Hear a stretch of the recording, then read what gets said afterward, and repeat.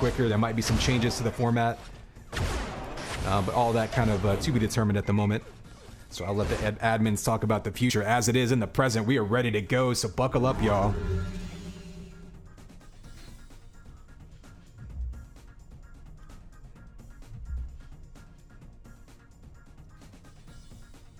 And here we go, it's game time, baby. Connex 5 bringing you the UTPL Season 1 Grand Final effectively. We got SAS versus All-Stars. Map 1 here, 4v4 on deck. Reflex drawing first blood up there. This is gonna be a mad scramble deck. Already chaotic map as it is 4v4, and with these two teams and so much on the line, either team can finish first place here. SAS does have that points advantage, so every map so critical for All-Stars here. Absolutely zero room for error.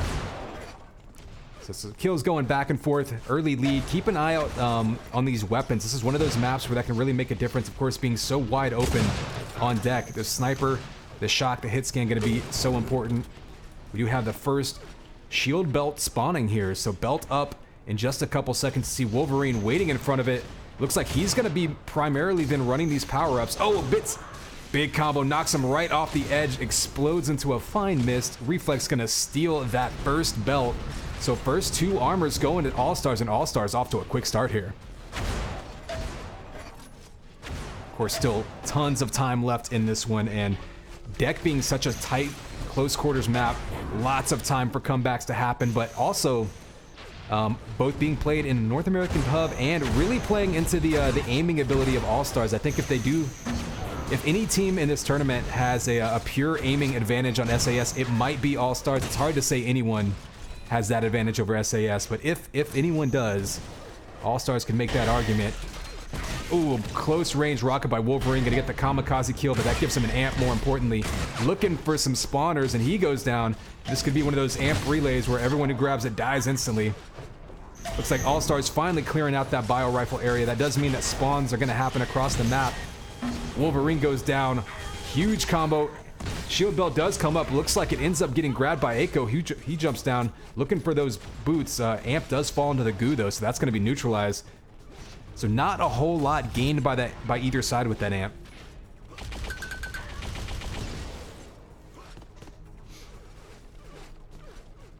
So now Echo up top, looking for that sniper. Looks like him and Wolverine more or less going to be holding that top area. We have seen both of them like to run that sort of middle of the map. They want to go jump boots, belt, amp, sniper. Jump boots, belt, amp, sniper. Like, they basically will stay out of the pit, out of that back flak hallway, and not so much along the rocket flak hallway across the map. And Echo is at his most dangerous when he is just sitting back being a human turret. We're going to stick with him for a little while, because when someone takes this top area of the map and they start shooting down, you kind of have to make that decision as the other team. Like, do you want to try to rush them from up top, or you just want to try to avoid them and stay out of their line of sight? Right now, neither's really happening. That allows Wolverine to get control of that belt. Oh, and the falling headshot by Echo. He does go down, but not before trading out, and that amp to Wolverine, who already has belt. This is exactly what SAS wants to do.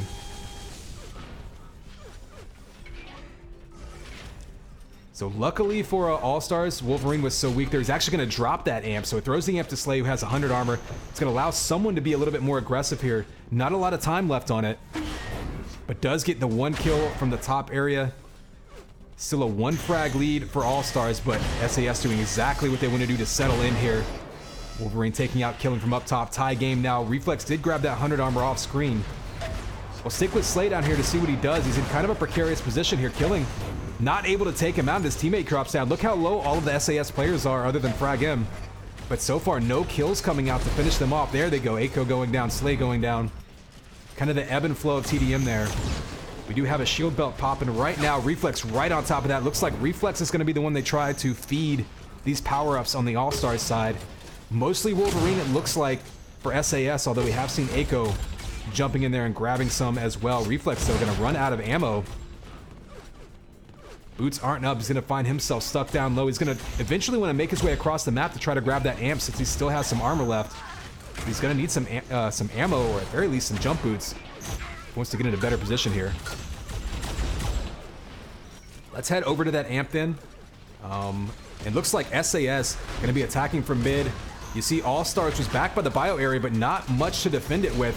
There they go. They make the jump. They push Eiko away. Reflex did actually end up with that amp. He may end up dropping it. Oh no, teammates are going to drop him a weapon, so he's got a little bit of armor. And that hit scan weapon is going to knock Eiko off the top area. Still looking for health. Remember, you do drop that amp when you die, so he doesn't want to give that up. Ooh, misses the big combo right there. Does hit a couple primaries to get a couple more kills. That amp's going to be in Wolverine's hands for just a split second here. He's actually down in the goo.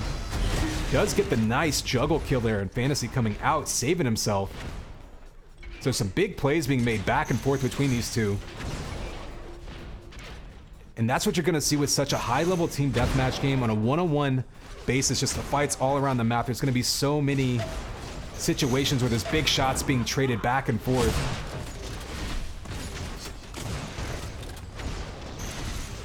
It's actually, I find, very difficult to kind of change the momentum in one of these high-level team deathmatch games by going on one run, making one big shot, because you know every player in the other team is perfectly capable of doing the same thing to answer. 100 armor is up. That was taken by Fantasy. Looks like they're doing a pretty decent job of holding down the pit. We've got 10 seconds till the belt, 15 seconds till the amp. Let's back up here and get an eye on both of them. You can see SAS up top. Allstars all around the pit area to that left side right now. They're going to be a bit out of position. Oh, Fantasy misses the jump to the belt. Doesn't cost him, but he does lose a jump boot charge. That's going to allow the amp to go to Eiko, and this is, again, going to be a very dangerous spot here for SAS. Oh, that headshot from across the map by Reflex.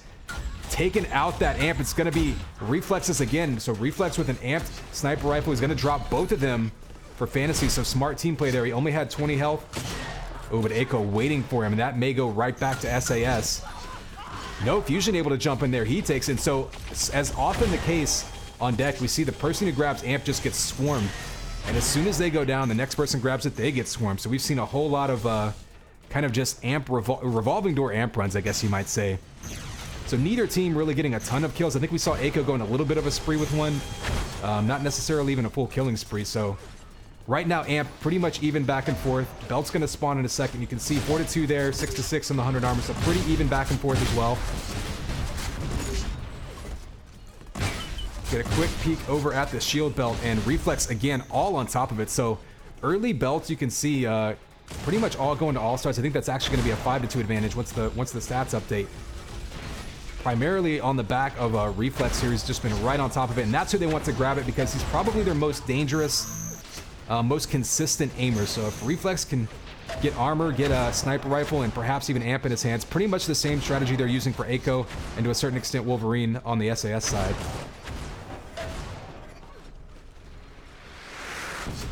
Ooh, then Rockets knocking him down. Lock on Rockets, take him off the top. Big combo kills Eiko, but not before Wolverine gets in there to grab that amp. He's going to be putting down all sorts of spam. He gets rushed down, killing with it in his hands. Is he going to actually make something happen here? Looks like he is a little bit clear, has a little bit of room to breathe. Again, that amp can be swarmed so easily on this map. He's got boots in front of him, so he can try to cut people off. In the first killing spree, I believe they're going to Reflex. There's one kill by Killing. Living up to his name there. Nice close range twitch shot right there. So I can see that pit play with the 100 armor spawning, and there's a nice shot there by Killing, and a killing spree for Killing, and a killing spree for Fusion. So right now, Allstars with 3 players on a killing spree, absolutely taking over the map in the last couple minutes. Not just power-up based either. I think they've just been doing a really great job one-on-one of getting SAS stuck in bad situations. And this is something that we've actually seen SAS do themselves as well, is right around the 2/3, 3/4 mark of the map. Even when they're in close matches, they just seem to turn it on. They really thrive in the late game situations where things get a little bit desynced, a little bit chaotic. Oh, a big flak ball by Killing, and then he decides to punish himself for it. Negating that kill, but is able to get back down and grab those weapons. Let's head back out to the power-ups to get a view of that. So a huge lead all of a sudden broken open by Allstars. Shield belt is spawning right now. Fragham's still on top of it. So SAS still has control, or excuse me, timing of the power-ups, if not control. Killing, though, a pretty clean, this is probably the cleanest grab of amp we've had so far. It has 89 armor, nobody on top of him. This is a dangerous spot for SAS. He could really go a long way towards putting this one away early with a good amp run here. Oh, there's a couple of kills with the sniper rifle, and this is where Killing wants to be. Up top with a sniper and amp, and a little bit of armor to protect himself. SES is going to be on the run, trying to avoid him. Ooh, got to be careful not to rocket yourself. Nice rising shot, and another one. Killing on fire right now. And this one is all Stars at this point, up to a 33 frag lead.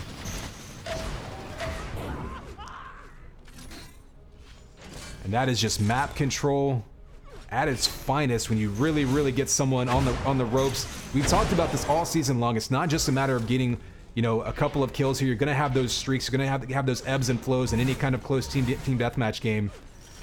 But able to convert those into map control and turn control into more and more points. Whenever you're in map, you know, control this map, you've got to churn out as many points as possible because you never know when that flips right back around. We've definitely seen SAS put 20, 30 points on the board in a matter of a couple of minutes in other matches where they were either, you know, up by a little bit or even down by a little bit.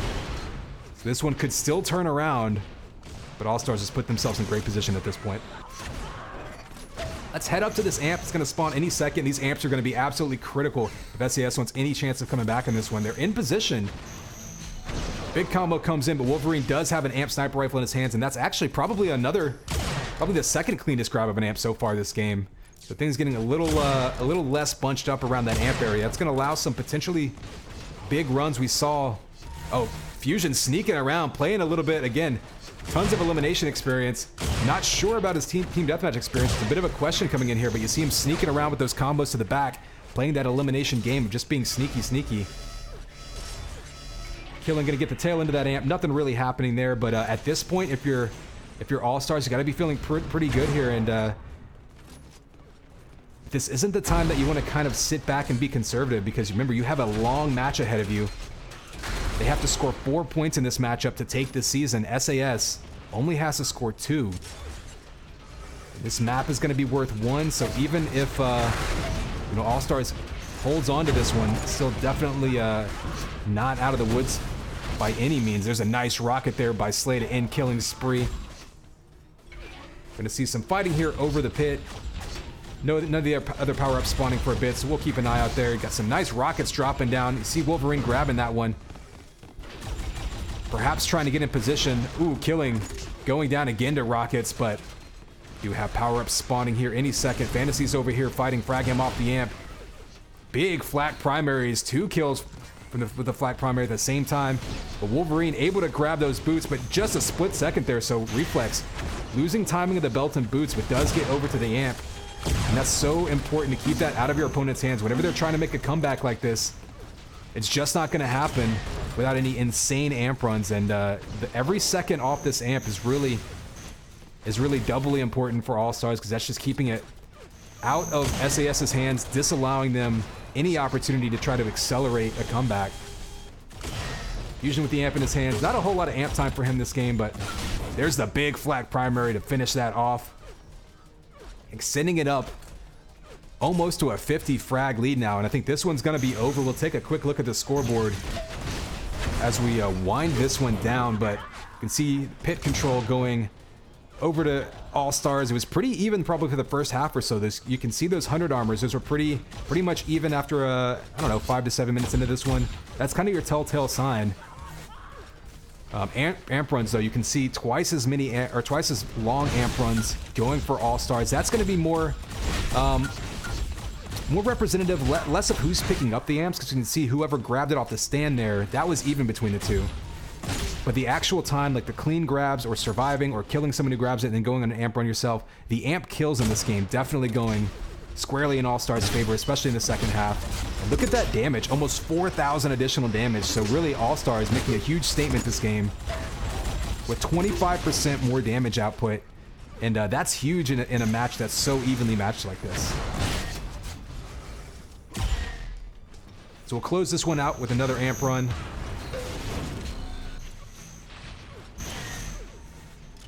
Less than a minute to go, and again, a big statement out of the gate by All-Stars, but definitely, you know, at the end of the day, only 1 point. It only counts once. They've got 4 more games ahead of them. They need to win 3 of them, so still have their work cut out for them.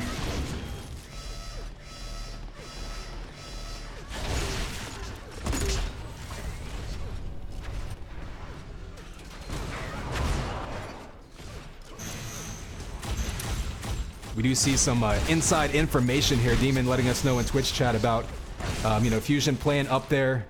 A highly efficient game. I mean, you can see his, you know, KDR coming out. It was a little bit of a question mark. Really nice game, though, for him. You see some 6,000 damage by Reflex. Not unheard of, but definitely not easy to hit that big 6 mark in a team deathmatch game. So a big burst game by Allstars. Again, take another look. Reflex and Fantasy all over those power-ups. Fusion all over those pads. And again, a very efficient game coming out for him. So a little bit more intrigue. And remember, map 2 is going to be Allstars' map pick. That's going to be Rankin, but we are going to play it in the European hub. So let's head over there. I imagine they're going to be jumping in pretty much immediately into this London hub. So we'll jump in there and wait for them to get the server up and running. But needless to say, yeah, big first win there for Allstars. That said, if you're SAS, again, you only need two match wins here. You only need 2 points. You can pick those up in the duel round. So if you're feeling really confident in your duel matchups, you can almost be looking at these team deathmatch games as house money. So certainly no need to panic if you're SAS, but they're all veterans. They've all been playing for years and years, dozens if not hundreds of competitive games played for each of them. So definitely going to keep their composure. I expect them to come back. That said, with that big of a game on deck, I would not be shocked to see a similar score here on Rankin. Allstars here really has an opportunity to open up hot and really give themselves a chance. Again, it's going to be best of 3 for 2v2 and then 2 best of 3 duel matches. So still a lot of video games left to play regardless of what happens in the 4v4 rounds.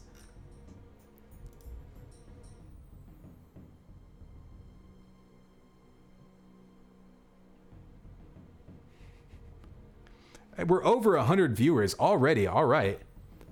So yeah, thanks to everyone for tuning in here. You know, whether you're new to this, to the UTPL season or new to watching UT, or you've been around forever, really appreciate you jumping in. Didn't have a long kind of warm-up period here. Just jumped right in and got these matches started. So really awesome to see triple digits coming in here. This is about as big of a crowd. We had a little bit bigger, I think, earlier in the season, kind of on and off throughout the year. I think we got upwards of 200 viewers in some of the prior cups we've had earlier in the year. I think that's been kind of our high mark. So getting over triple digits, though, really awesome, especially for a short cast like this. So appreciate everyone jumping in. Definitely let your friends know that this is going on. We saw, again, to recap, big opening statement by Allstars, taking that first 4v4 map, winning by upwards of 60 to 70. I didn't see the actual final score there.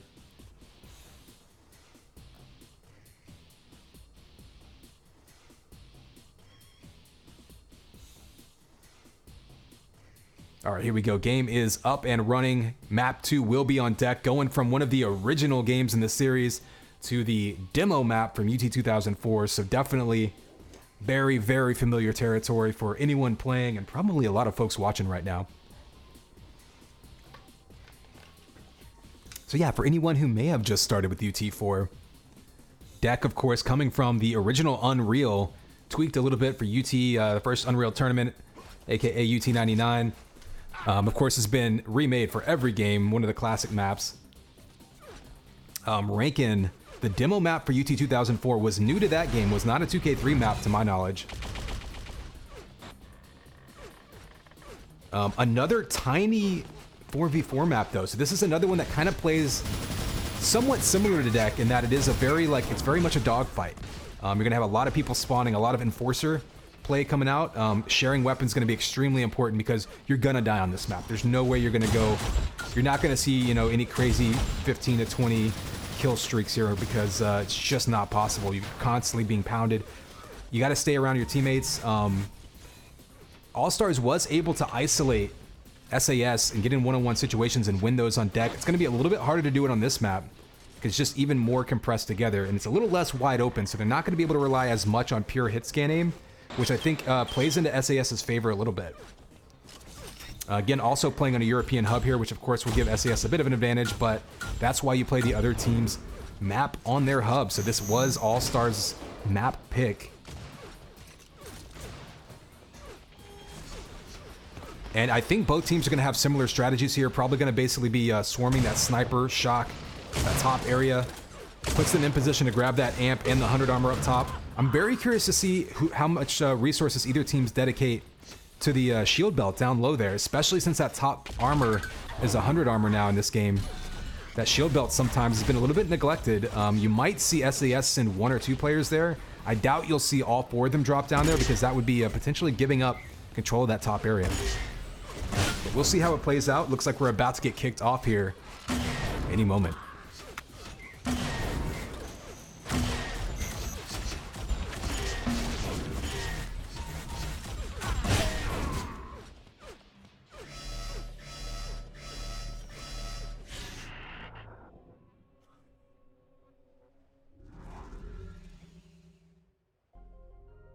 All right, players all ready. Here's the countdown. Here we go. 3, 2, 1.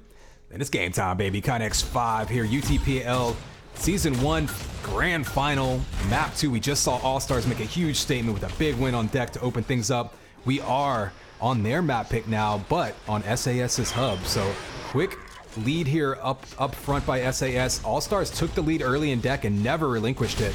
It was close for about half the game, and then they pulled away with a few minutes, probably 2 to 4 minutes. They just really exploded, turning that map control, churning out those kills. It's going to be a little bit harder to really solidify map control on such a compressed, chaotic map like this. But SAS right now jumping out front early on, and just to recap again, SAS only needs 2 points in this matchup to solidify a victory for the season. Allstar is going to need to pull out 4, so SAS really can choose their battles here. They definitely got an opportunity to win any of the matchups here. Duel, 2v2, 4v4. It looks like all 4 All-Stars. Oh, the goo kill from Fusion on Slay. Again, pulling out those Delim skills. But again, yeah, both teams, I think either team has perfectly legitimate chances to win any of these matchups. So very, very small room for error here. Allstars comes back, taking the lead early on, but of course back and forth. It's going to be such a hard map to establish control on with such high frag power on both sides.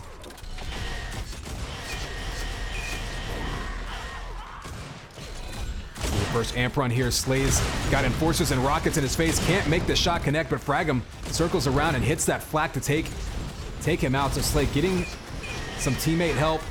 Does go down, so Demon able to take out the amp runner, grabs it for himself. Oh, big damage from that link before he goes down. Not much time left on that amp. They're probably not going to play a factor. Slay's got it, but let's head over to the shield belt. Again, this belt. Ooh, actually, I was wrong. Slay turns the corner, putting all kinds of damage down onto it. You do see it grabbed by Fusion, but he's getting triple teamed by SAS all over there. Demon trying to spam them, but he's getting stuck. He does get a kill out of that with the minigun, so good job pulling out the stinger and spamming it down in that area.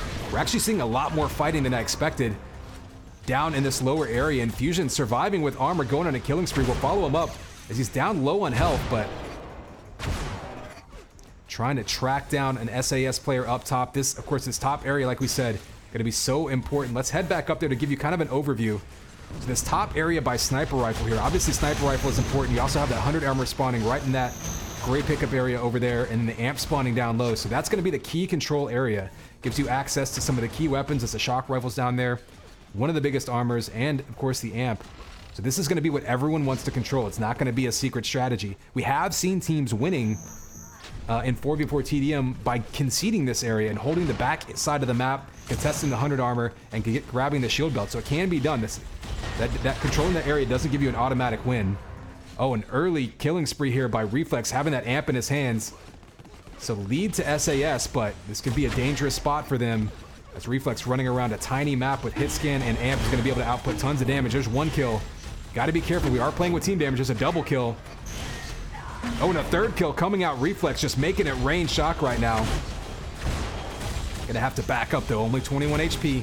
Doesn't want to give that power up right back by dying. So, oh, Diffusion with some scorched earth tactics up there. Aiko getting the kill. That amp goes down, but still basically a tie game. So slight advantage there to Allstars as they're able to come back and pull back in the lead. We do have 15 seconds till this belt spawns.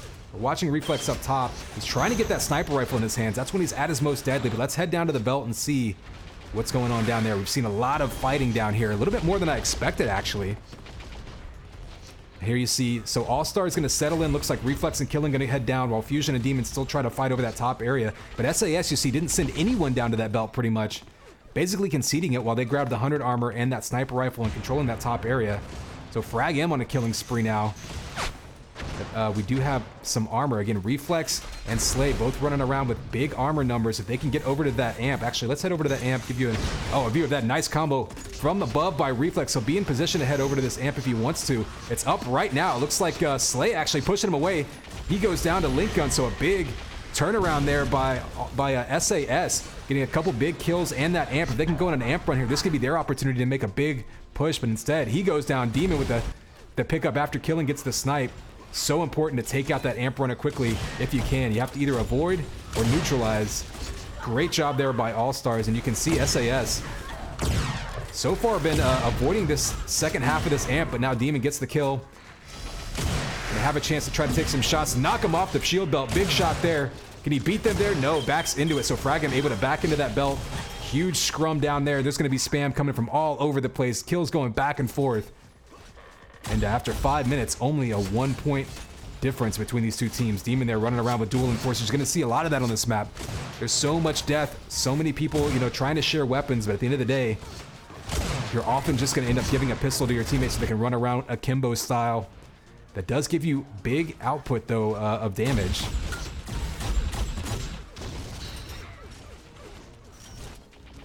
So kind of a chaotic moment here in between power-up spawning. This is where a lot of teams really separate themselves.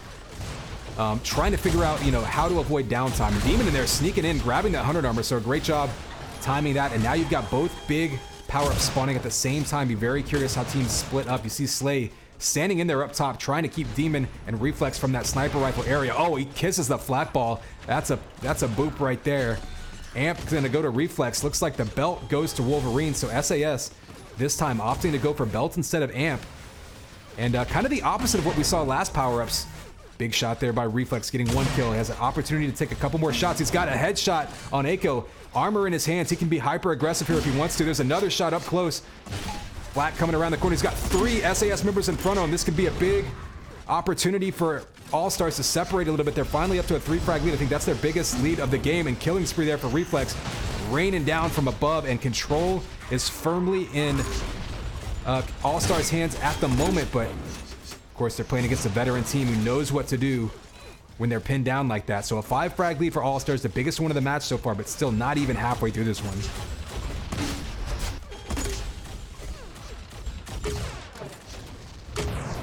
More shots coming out by Reflex. Another one, a double kill. So Reflex going nuts right there. The multi-kill coming out. Half of that just instinctive reacting, trying to survive right now with that sniper rifle. And all of this damage is coming with 13 HP right now. So this is all just gravy. He should have been dead a while ago. There's the rampage, and he finally goes down. Doubt you're going to see another rampage this game, and that was absolutely huge. Reflex on a killing spree of his own. We're up to a double-digit lead now. And All-Stars has control of this top area. If they can get another amp run in here, they could really, really pull away right as we pass the halfway point. So this could be a really key moment here. If SAS is able to regroup, get control of a power-up, it looks like right now there's nobody over the amp. Fragam may actually sort of slide in and accidentally take it, so a huge oversight there. All-Stars was all over that amp and didn't realize that it spawned. That could have been all theirs. Instead, they're going to have to take down Fragam. Demon does that. So he does actually have a good opportunity here to get some kills of his own. The ducking stinger by Wolverine, trying to avoid him up close. See him trying to hit the big AoE shards coming out, but he goes down. There's actually 3 people around the corner. SES doing a great job of grouping up there. Kind of forcing that amp runner to funnel into their entire team. Oh, you heard the big boop coming up top. The flak ball from Reflex taking out Frag M. Just splattering his cranium in, but as it is, still only a 10-frag lead. So on Rankin in particular, double-digit leads can just absolutely dissipate instantly. We've seen people go from tie games to 20-frag leads in a minute or two. We've seen leads disappear. Of course, there was that famous SOW game that we saw earlier in the season with a huge example of that, of just how quickly you can turn games around. It's all going to come down to control of the map, and right now, I'm not sure if Allstars heard that amp taken last time. Remember, they had control of this area, didn't know the amp spawned. SAS able to sneak in. They didn't get a whole lot off of that amp run, but they did keep it out of Allstars' hands for a bit. This time they are all over it, making sure they get the timing, they get the grab. And Demon this time with amp sniper rifle, able to avenge a kill there. But not before killing, swept up with a couple of kills of his own. So now it's going to be on Demon to try to find targets. There's his teammates calling out the opponents. Echo versus Demon. Demon's going to have double the damage, but half the health. Echo's going to win that. Now Echo with a chance to lay down some amp sniper rifle. May have actually shot his teammate there. I couldn't quite tell. Oh, and there's the kill. So Echo now, big shots there, and that's going to be their best opportunity. Getting Echo that amp sniper rifle and pointing out targets. That's going to be where they can really do some damage here. You see the low sensitivity by Echo. He's going to try to keep all his opponents in front of him. So if he can settle in, we saw him sit up top on deck. If he can settle in, get his back to a wall and keep his targets in front of him, that's where Echo really can just turn into a human turret and lay down tons of damage. Belt gets grabbed by Wolverine. We're going to switch over to his view and see what he's doing. Low on health, so if they can actually get a big shot on them, they can neutralize that. But I bet you Wolverine right now is thinking amp. There's about 18 seconds left. He's got 150 armor left. They're only down by 9 points. If Wolverine can grab an amp with this belt still in him, going a little bit of a run, this could be a big turning point in the game. Looks like he's opting to hold the back side of the map. He's a little bit late getting over to this amp. You can see it spawning. Allstars is on top of it. Remember, they do have the timing for it. Oh, he drops in, gets it, but goes down. Echo from behind with the kill, and this is a huge amp grab. This could be the chance. They can tie it up if they go on a big run here. Only rockets and Link, though, for Echo, so he doesn't have a sniper in his hands. And only 47 HP, so this may not be the time to go hyper aggressive, as that goo's going to be chasing him down the hallway, down to 4 HP, so great job actually by Allstars by putting down some damage on Echo, not allowing him to really get comfortable and be aggressive with that amp. And as it runs out, he definitely got some damage output, but nothing super devastating there. Meanwhile, Fusion able to grab that shield belt. Got a little bit of time, so we'll take a look at the splits here. Look at that damage output. Only 1,000 more damage, or about 700 more damage for Allstars. Remember, they ended the last game with like 25% higher damage output, so much closer game, obviously, and that's reflected in the score. 100 armor is actually going squarely in Allstars' favor, as Echo, again, when he can put his back to a wall and just snipe at targets, absolutely devastating. He finally goes down, but not before laying down tons of damage. But yeah, again, taking a look at the scoreboard, pretty even on the shield belt. Surprised to see the 100 armors so far in Allstars' advantage, actually. Right now, still a single-digit lead, which is absolutely nothing on Rankin. 8 frags can happen in a matter of 10 seconds on this map. So a big fight over these power-ups. You have the amp spawning here. Shield belt's going to spawn about the same time. You can see there's a couple of players heading over there. Looks like Reflex and Wolverine fighting over that belt. U damage goes to Demon. That's going to be double the damage for him. Didn't see if Reflex took the belt, but it looked like he killed Wolverine on it, so maybe a trade there. And chasing down spawners, that amp Link gun's so hard to get away from, especially like in that situation if you have teammates to back you up. Nice, dangerous shots there. Could have taken out his teammate if he's not careful. And SAS right now all grouped up over that flak. 2 more kills coming out. Back up to a double-digit lead. No lead is safe on Rankin, but the time is in Allstars' favor at this point. We're down almost at 2 minutes to go.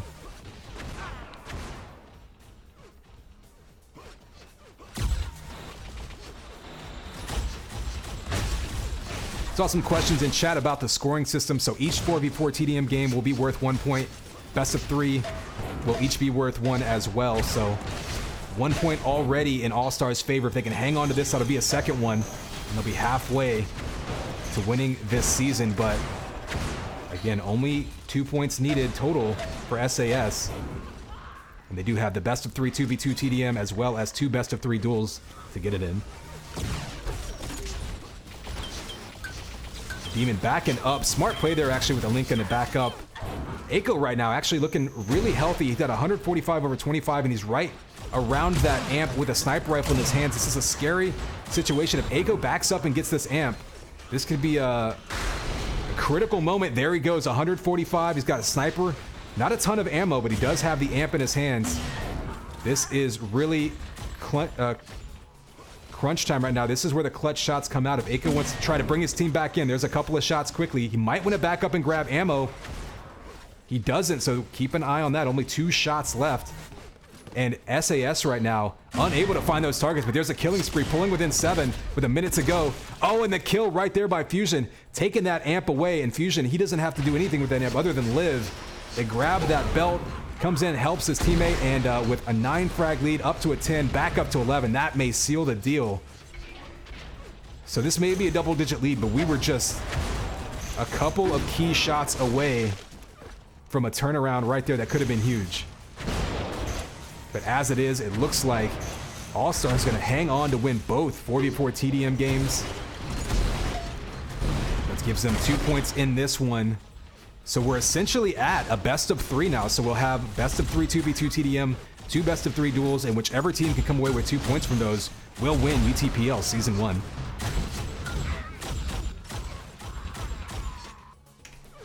Here's the countdown. We'll take a quick look at the scoreboard. Not a huge damage disparity. 100 armor disparity, you know, still significant, but not huge. It actually came back a little bit in the second half. So a very close game all around. Again, you look at a double-digit lead, and on most maps, you might think that's comfortable, but on Rankin, no lead is comfortable, especially, again, we saw that amp run at the end there by Aiko. Very dangerous situation. Reflex dropping another 6,000 damage game. Coming up huge. And now we've got Killing and Reflex versus Wolverine and Snatch. Yeah, going to come in. So Snatch going to play his first games of the match. Coming in, they're saving him for 2v2 and duel. So very intriguing. Having all these roster switches.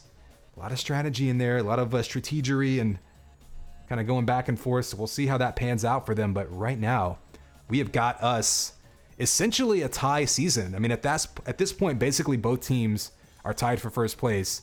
And we're at a best of 3 points the rest of this match. So could not ask for a more exciting way to end this season.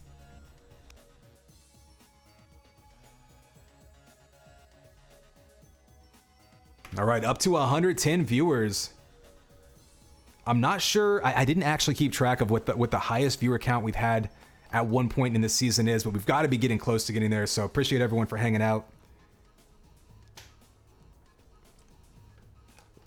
Flo asking the score on Rankin was pretty close. Yeah, something like a 12. I think it was 11-12 frag win for Allstars. So definitely not what you'd call a comfortable win, but they did what they needed to do.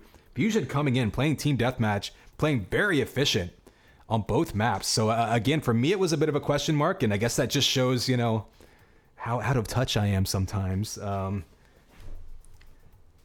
yeah, Fusion coming in, coming up big both games, and now we've got, actually I'll switch you over to the bracket so we can just give you a bit of a review here. So Wolverine and Snatch versus Killing and Reflex, high-powered 2v2 TDM, probably as big of a 2v2 matchup as we've seen all year. And of course, obviously I'm talking 2019 here, even with the 2v2 cups and all that. I mean, this is probably one of the most just scariest lineups on both sides as I've seen in a while. So kind of interesting. You see Codex, Rankin, and Chill being picked. SAS kind of has a couple different maps they'd like to choose for 2v2, but they also changed up their roster a bit. So Fragim often playing in that 2v2. Snatch coming in here. Not a crazy switch for them, but that may have affected some of these map choices. And of course, your opponent.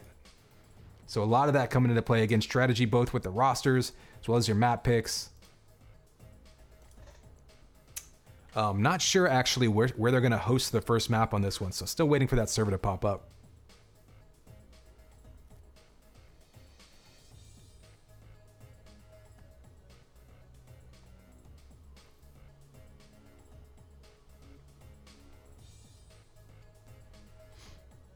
All right, well, we've got a little bit of a break here then. I'm going to go ahead, sip some water.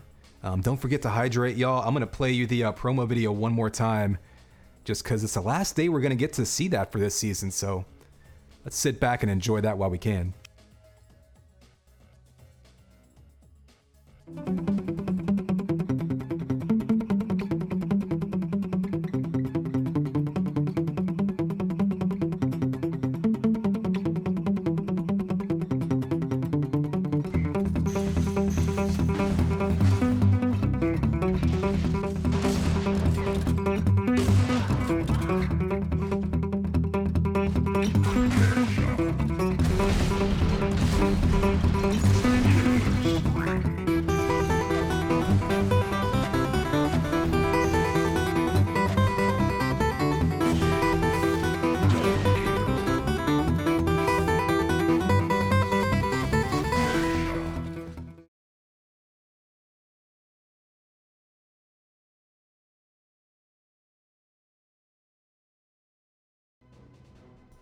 It's pretty much the Citizen Kane of promo videos, right?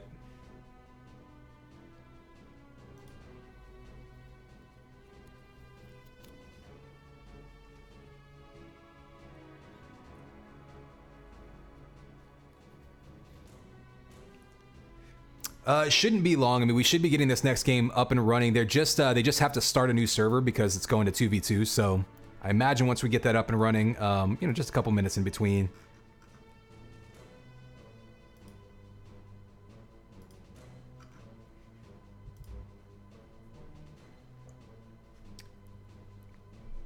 Sort of the up and down side of having these mixed game type matches is that you do need to sort of reset that server every time. But that said, it is nice to have the ability to just jump in there and do it. We do see all the players in this hub, so it looks like they're going to be playing NA first.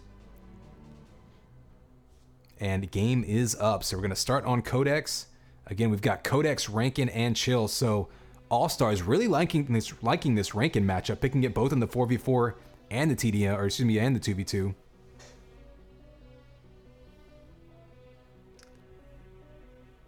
And as hot as Reflex looked the last couple games, not surprising. I mean, he's looking very comfortable on Reflex, or on Rankin right now. That said, if we do play Chill, I think it might be on the European hub. So a wide open map there, but playing with a higher ping, so that could come into play if we do see a third map here. Codex here, of course, going to be SAS's choice, classic map, early UT99 map. I don't think there was an equivalent in Unreal Gold, but both dual, 2v2, 4v4, really all types of game modes played on it. A lovely remake here in this game. Kind of keeping the classic architecture with a couple of quick changes. You see right there the amp moving, or excuse me, the amp being placed up top. There's no invisibility, no kind of hidden doors to shoot. Basically just lift jump up there. Really, that's the key difference. Otherwise, you still got belt in mid. You still have that 100 armor area off to the side. Let's see if we can get you a view. There we go. That's going to be your 100 armor area here. Looks pretty similar. Looks like maybe some questions over the version of the map. I'll let them sort that out. More or less going to be the same layout anyway. So again, this 100 armor area, so key to hold since it's in between, in between all of your shield belt spawns and your amp spawns. This is where you're going to be seeing a lot of fighting. You got finisher weapons down low. You got the stinger, a couple of spawns down there as well, and of course the shock rifle. So the shock rifle, health, 100 armor, all in one straight run here, and of course some spawns to shoot at. So very, very, very key control area.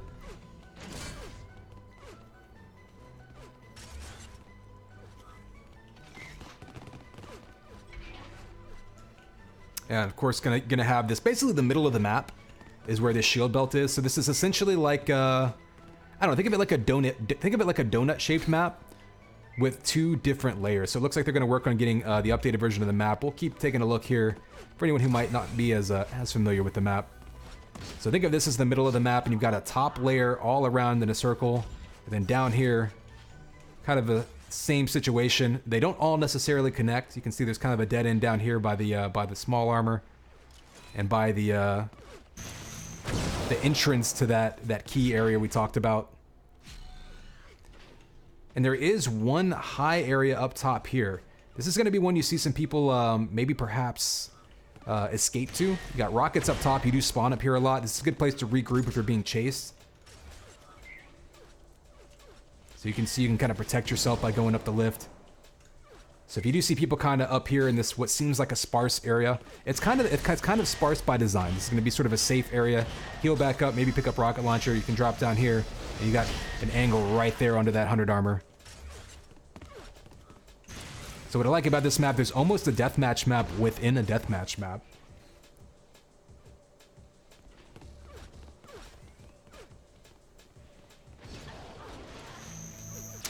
So I'm not sure. I think they're uploading the newer version of this map. What I'm not sure is if they're still going to play Codex first. They could switch hubs and play the second map first, and then come back and play map 2 here. I'm not sure if they want to do that, or if they're just going to go ahead and warm up while we get that map updated. Apparently there's some minor changes to the geometry. Yeah, I mean, it is, you know, we do see Playful talking in Twitch chat here. Codex being a map that is kind of close to medium range, a lot of rockets, a lot of combos coming into play, less of a snipey type map. And for my money in UT4, with the way the netcode works, that actually makes it kind of difficult. I think Link, Stinger, rockets, flak balls, much harder with higher ping. Flak primary, maybe a little less so. But you know, your shock and sniper, your hit scan weapons, I think suffer a little bit less with higher ping in this game due to the compensation involved. So kind of an interesting map pick. I actually wonder if SAS would have been better off choosing a more open map, like maybe choosing Chill as the first map. But that said, they're obviously comfortable with this map. And it's not all about aim. Sometimes it's not about weapon efficiency, it's more about positioning. And if you're feeling very, very comfortable in a specific map. Of course, we've seen them pick some of the other maps in 2v2 as well. They've really rotated around depending on who's playing, and that could be a factor as well. Again, Snatch and Wolverine have not always been the 2v2 team playing for SAS in this season, so could have been a case where they got together and just wanted to figure out what maps they were most comfortable together on.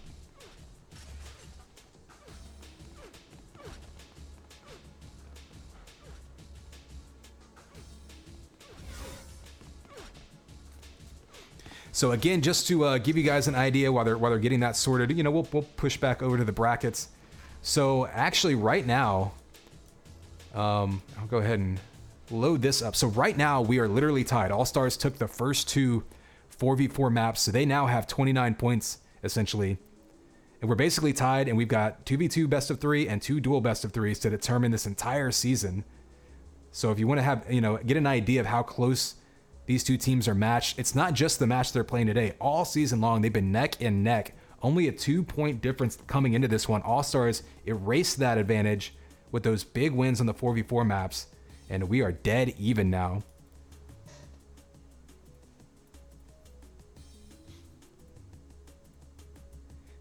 And for anyone interested maybe in playing in Season 2, you might want to join the Discord there. You can definitely find the info. It's UTProLeague.com. Of course, all the information there. You can see the page, you know, with the rules and you know, pretty banners and all that. Fragm's been doing write-ups of stuff as well, so a lot of info on there. And of course, like I say, Season 2 in the works, still kind of being finalized. And the teams, I believe they're still open sign-up, so I'm not sure how they're going to split things between like Epic and Challenger. You know, I can't give any official word on that, not an admin, but if anyone's interested in putting a team together, now is the time to start, you know, talking to folks, asking around. I know there's going to be some rosters shifted up. There might even be some teams added and removed already, depending on like activity and, you know, groups that stick together or change. But definitely now is the time to start getting folks together for that. And people are still practicing team deathmatch. So I'm not even sure actually if they've 100% finalized the format, but looks like TDM and Duel going to be probably the focus at this point. But all of those conversations are being had in the Razor Edge Gaming Discord. Of course, we've got the UTPL channel in there. And that's where all of the talk over potential format changes, map changes, things you like, things you didn't like, how the points, you know, all of that is all open for discussion. Nothing finalized quite yet for Season 2. So that's where you want to join into that. That's where you want to, you know, if you're looking for a team, looking for players for a team, probably your best bet is to join that Discord right there, and all that info will be on the website. So yeah, we're finishing this one off with 2v2 and 2 duels. Again, we looked at it, Wolverine and Snatch versus Killing and Reflex. So Codex, Rank, and Chill, we've covered that. It looks like you have Slay versus Demon coming up first. And that's going to be absolutely huge, because this duel, one way or another, Slay versus Demon could determine the championship, because whoever wins the 2v2 is only going to need one more point. So this is going to be critical. It's either going to be one team trying to stay alive or one team trying to finish things off.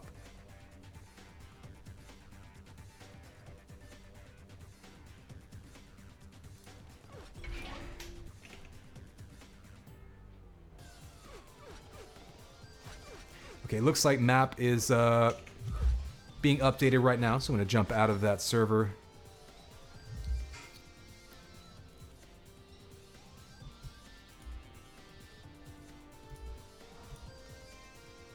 So just a couple minutes here while they get that server updated.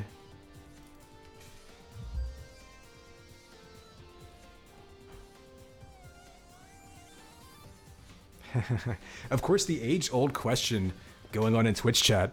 Which game is better? Which game is worse?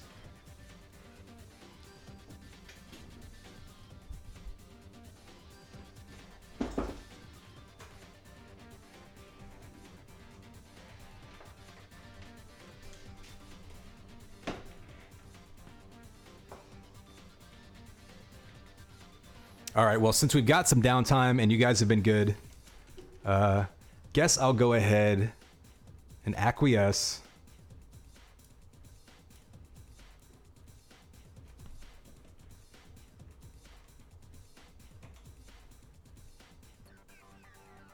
And there you go. There's a little cat cam for you while we wait.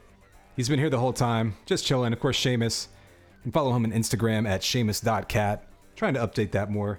He's got a new pink bow tie. That was a Christmas present for him because he wore out the other one.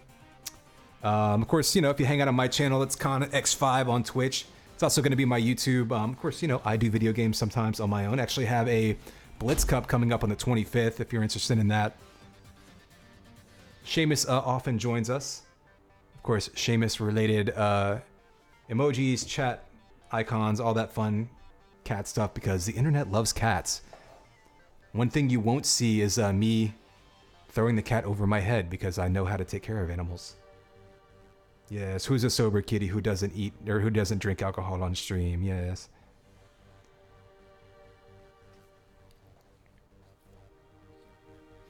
But yeah, I mean, like I said, UTPL2 season coming up, but in the meantime, we do have some other events going on. In fact, I think we may even have some relegation games that might be streamed. Again, keep an eye out. UTProLeague.com will be the place to find that info as well as Discord. Subs coming through. I guess now's a good time to point it out as well. Yeah, thanks for the sub. And if anyone's unaware, if you have an Amazon Prime account, you get a free Twitch Prime account with that because Amazon bought Twitch. The advantage to that is if you connect those two and you just have to go to like your Amazon Prime account, you know, profile and make that connection, you get a free sub every single month. So every month you can sub to anyone on Twitch and it's just like subbing with your own money. You're basically taking a couple of bucks of Amazon's money and giving it to the streamer. So whether it's, you know, my channel, ConX5, whether it's Raise Your Edge Gaming, whether it's any of the players' channels, like any of these folks that you see streaming, like it's just free money. It's free Amazon money. They have a whole pile of it in some cavern somewhere. So you might as well take a couple of it out at a time and give it every month.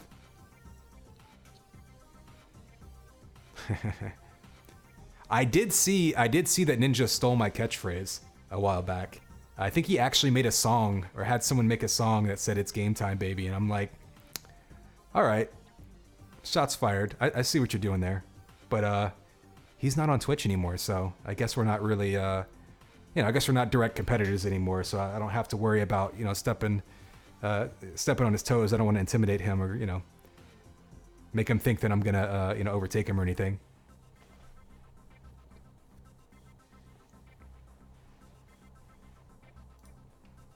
All right, looks like we do have a game up and running again. This is going to be, yes, I am downloading the new version of Codex. So it looks like we've got that updated and should be getting started here momentarily. Oh, yeah. Oh, who's so excited for the finals? Yes.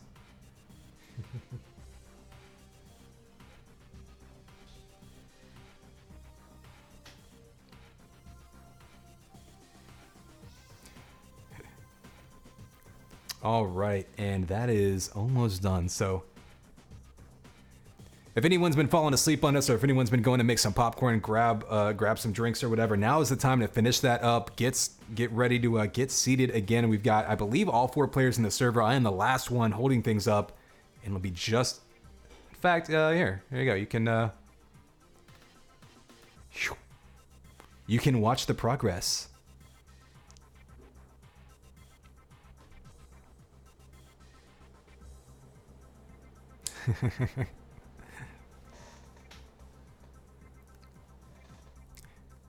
Mikey, if you want to see more Seamus, you're just gonna have to tune into my stream whenever I stream. Again, I do have a Blitz Cup coming up on the 25th. I will be casting that.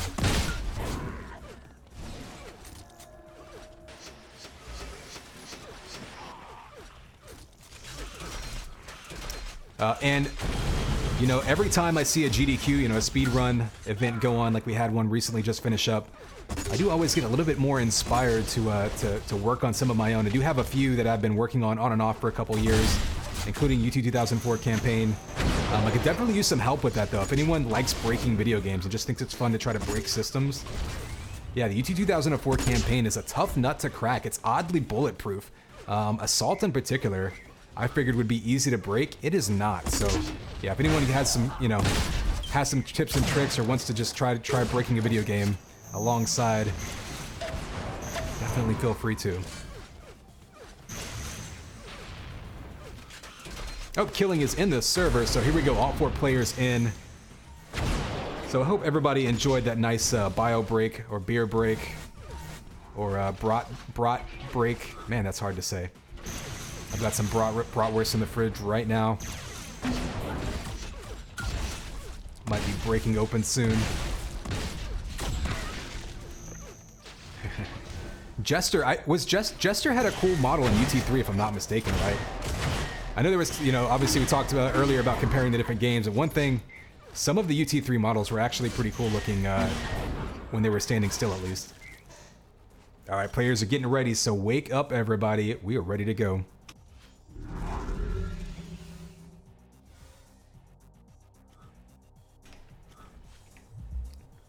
Here's the countdown, 3, 2, 1, and it's game time, baby. Connex 5 back in action here with the 2v2 portion of the UTPL Season 1 Grand Finals. These two teams essentially tied up now. Allstars taking the first 2 points of this matchup with a 2v2, or excuse me, the 4v4 TDM maps. Now it's going to be a best of 3 2v2 for the all-important lead in the overall season. Whoever wins this best of 3 2v2 will only need one more win in the duel portion to take the championship. Oh, big Flak primaries coming back and forth between these two. Flak's going to be so huge in this map. Again, this is more of a close to medium range map. Oh, big shots there by Killing, feeling very comfortable with these weapon settings. Snipe across the way. Still 10 seconds till that shield belt spawns, so kind of curious to see who splits up. If they both try to go for the belt, or if someone sends a player back to that 100 armor. We're going to back up here. The belt getting knocked off there. Wolverine in position. Oh, the snipe on Snatch. Wolverine, though, does come away with that armor, and that allows him to stand in there and get that flat kill. So an early lead for Allstars, but of course, still very, very early on in this one. We did see them front run the entire time on deck, though. So this is one of those maps too. It's not a huge footprint, but it's complex enough, and especially with 2v2, obviously half the players, you will have opportunities to kind of gather yourself. It's going to be a little bit more of a slow-paced strategic play than what we saw 4v4 in Rankin and Deck. You're going to have those quiet periods, and that's when calling out those targets to your amp teammate, so important, maybe even more important on this map, especially 2v2. On a map like Rankin and Deck, if you've got an amp in your hands, you can kind of just wander around and eventually you're going to find targets. But on this one, it's very easy to hide from an amp runner. So communication is so key. Shot after shot. Killing is on fire right now, which is very fortunate timing since he had an amp in his hands. He's going to be able to sneak around and grab that 100 armor. And right now, Killing not just hitting those shots, but keeping his back to the armor. We talk about seeing that in duel. Keeping yourself between your opponent and the pickup. So important. Able to keep control. So not only getting those kills, but also controlling the map as well. And early on, it's up to 5 frags here. Remember, this is SAS's map choice, though it is on the North American hub. So that's kind of the trade-off they make. Map 2 will be Rankin, and that'll be played on the European hub. So even if one team, gets out in the lead, takes this map convincingly, don't think that that's going to be an indicator of what happens map 2. And there's another big 2 back-to-back big flat primary kills by Wolverine, cutting that lead down in half. And we do have 10 seconds till the belt and the amp spawns. You can see him zoning him out with that flak ball, and there you go. Boops Killing with that smiley face on the flak ball. Belt goes to Wolverine. He's going to be in a position to potentially grab this amp, and that could be big. Yeah, so an armored belt run and a clean grab of that amp, and a 1 frag deficit for SAS, and Wolverine with a chance to really get in there and make that disappear in a hurry. Oh, but big shots from behind by Reflex. Combos him in the back. That's great awareness. I don't know if they trapped him, if they knew where he was going and tried to ambush him, or if that was just a heads-up play by Reflex, but Wolverine had to back up a little bit.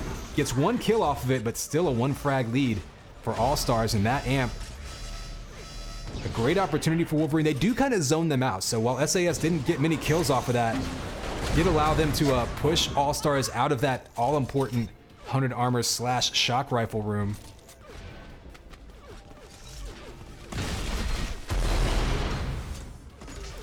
We're going to stick with Wolverine. He still has the most armor. You see that belt spawn. Let's actually back up here. Not a whole lot of... There we go. The fighting, everyone descended on it right after it spawned. So interesting there. It looked like they maybe didn't have timing on it, but Killing's going to be running around with some armor now. Still 30 seconds till this amp spawn, so they're going to be fighting again over this key 100 armor area. Let's back up and see. Oh, the kills back and forth with those finisher weapons. Reflex does have Killing spawn right beside him, but Killing doesn't even need a weapon from him because there's so many on the ground. Actually, he walks right past them, so interesting. Killing went looking for the shock rather than picking up the link gun. We'll see if that comes into play. There he goes. Comes around the corner with that link. Finally able to help get that kill. So a 3 frag lead early on. We do have the amp spawning now. Let's head over there. And you do have kind of an early, an easy run to that amp whenever you control that shock area as well. Oh, the bio rifle chasing him down. He's going to have to shoot it. And once again, Killing in great position for that 100 armor. Right now, that's probably been the biggest key to the game. I would say, you know, you get some big flak shots here and there. The amp's been going back and forth. Oh, big finishing kills with the link gun. We thought link gun might be a problem for SAS with the higher pings, but so far it looks like they're pretty comfortable with it. And catching people in 2v2 situations and ambushes is such a big part of 2v2, especially on this map. With all of the ways you can cut people off, all of the choke points, the nooks and crannies you can get caught in. Teams that can fight 2v1 all the time are going to have a huge advantage. Killing trying to get an angle on Snatch does take him out. Sniper rifle in his hands. That's a heads-up move there. Getting the kill and then grabbing that sniper to deny it. Ooh, doesn't hit the combo on the spawner, but he's a smart move there, switching to the finisher weapon to get that guaranteed damage output. Not putting a lot of pressure on himself to hit the snipe. So 100 armor is spawning right now. We actually see Killing a bit out of position now. He's trying to attack Snatch, who's sitting back, and he's going to have it in his hands. So we'll follow him as he's got 3 seconds to the belt, about 10 seconds till the amp comes. Ooh, finds himself being chased down by 2 players, so he goes down. Amp's going to be up. Killing with that belt. Looks like he's going to be a bit out of position for this amp, but he might have a chance to sneak around and steal it. Nope, looks like Snatch is going to have it in his hands, so we'll go on board with him. Killing going to go ahead and just... Oh, get a double kill. Why not? Doesn't even need the amp. Multi-kill coming out. Big flat plays there, and he's going to drop it for Reflex, so a smart play there, but Wolverine steals that amp. Not a whole lot of time to do much with it, but he does take a few more seconds off the clock. So dangerous anytime you put that amp on the ground. And the amped link by Reflex gonna make quick work, melting him down into a buttery goo right there. So 10 seconds till this belt spawns, fighting all over that health, trying to get in position for it. And Reflex here, no fear, diving right onto it. Snatch makes him pay. And that belt's gonna be spawning right now. Snatch actually jumps off it, so it looks like they didn't maybe have the exact timing, but he does have it now. Allstars may have heard that grabbed. Ooh, big flak boot coming out. Oh, and Snatch killing his teammate there, gonna try to get the revenge kill. He does, so redeems himself. And just kills coming out all over the place, but Snatch on a killing spree. So we're just past the halfway point. 8 frag lead for Allstars. Of course, it's gonna be harder to cut leads down in 2v2 with fewer targets around, but SAS still in pretty decent position here. If they can get this amp, it would go a long way. You see Killing zoning out Snatch with that link primary spam, just pushing him away, but they're able to get that kill down to a 6 frag lead. Amp is up. If Snatch can grab this, or even Wolverine, who has a little bit more armor, looks like he might be going up for it. And here's the lift jump right now. He's getting shot. Oh, he gets knocked down. Big shot there by Killing to knock Wolverine off of that. Gets the Enforcer kill by Reflex, and they take that amp. That was a huge turnaround there. And then Killing backs up and grabs the belt. Those last 30 seconds were absolutely critical. What a huge turnaround with those power-ups. SAS had a great situation right in front of them, but Allstars taking it away. Doesn't do much with that amp, but he does deny it and the shield belt. So those are two big grabs, regardless of what they do with those power-ups. Keeping them out of their opponent's hands and not allowing them to go on a run and try to make a comeback here about halfway through it. Oh, Reflex with the bouncing around. Flat kill. Snatch makes him pay. You saw Snatch spawned up top. This is where Reflex is now with those rockets. Able to drop right down in and rain down. Oh, and Reflex with the perfect timing on that 100 armor, so he doesn't have a weapon, but putting down damage with that Enforcer shots. Nice patience there. Enforcers can be a legitimate weapon. They just don't have the range or the accuracy for long range combat. So on shorter range maps like this, you have to be careful at diving at someone with that Enforcer out. And Reflex there makes him pay. Belt is up. That's going to go to Snatch. Killing takes out Wolverine, but Snatch with a little bit of armor. Maybe an opportunity to get back and fight over that 100 armor. Nope. Well, Reflex is going to snatch it away. But Snatch here looking for a sniper rifle and perhaps going to try to just control this lift. Big flat coming out there to push him away, but if he can get back over to that area, has a chance to fight over that amp. Let's zoom over to it and give you a view. You can see everybody wants that amp in their hands. And getting zoned away, but Wolverine sneaking up behind. Heads up play there by Wolverine, respawning, taking the lift behind. SAS was getting zoned off. And now an amp and 100 armor, so a big turnaround with the power-ups there. It looks like Wolverine going to throw it over to Snatch, who has the sniper rifle and an armor, so an opportunity to try to cut into this lead. We're about 2/3 of the way through this one.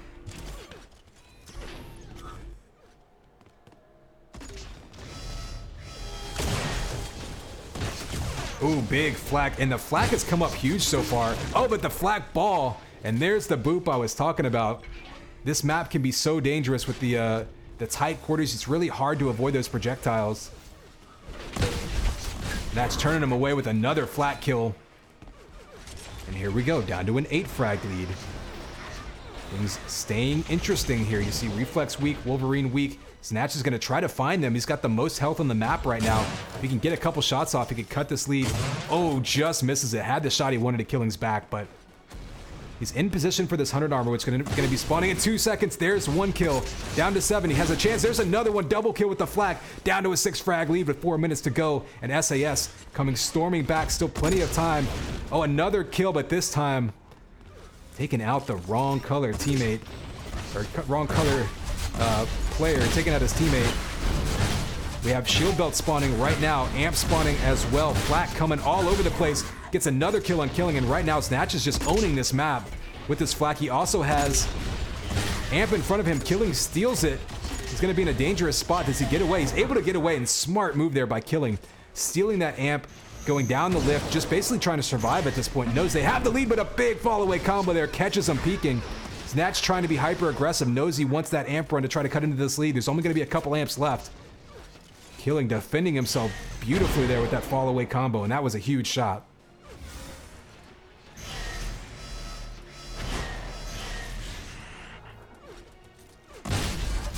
And Killing just being very patient there, sitting back and waiting on that 100 armor. And good job there meeting up with his teammate afterwards. So a few seconds left until this belt spawns, and time now gonna be a factor. 11 points can still disappear pretty quickly on this map, but not as fast as a map like Deck or Rankin, even in 2v2. So a nice grab there by Snatch, able to get that belt. Dual Enforcer is going to be pretty scary on this map because, again, you're not taking any long-range shots, or the accuracy is really going to be a problem. Over close range flak battle, Reflex versus Snatch. They both smash each other. Snatch gets away with the victory in that minor fight, but only 22 HP, so it's an 11 frag lead. He's backing away, looking for the other kill. There it is. Flat kills for Snatch have been going absolutely bonkers right now. Oh, that would have been a huge kill if it had grabbed it. But a nice defensive play there by Killing, pulling out the Enforcer. We've seen some huge Enforcer kills on this map so far. Amp is up. This is absolutely critical. Every second this Amp ticks down, that's less time for them to grab another Amp. And when you're trying to make a comeback and you're planning on not just 1 Amp run, but 2. Big few seconds there ticking down, going down to 35 health, down to 13. So nice Enforcer play again by Reflex, turning him away, stealing that Amp. And like we said before, when you've got a lead like this and time is ticking down, you don't necessarily have to be hyper aggressive here. They lose. Ooh, big chance there for Wolverine to take out the Amp, perhaps seal it for himself. Oh, and he goes down into the water. And Reflex somehow staying alive and gets the kill. Killing comes in to help, and that was a big turnaround there. If Reflex would have coughed up that Amp with a few seconds to go, anything can happen, but now we've got a 13 frag lead with a minute and a half to go. Only gonna have about 25 or so seconds of Amp run left towards the end, and that's gonna be the best chance that SAS has here, now down 14.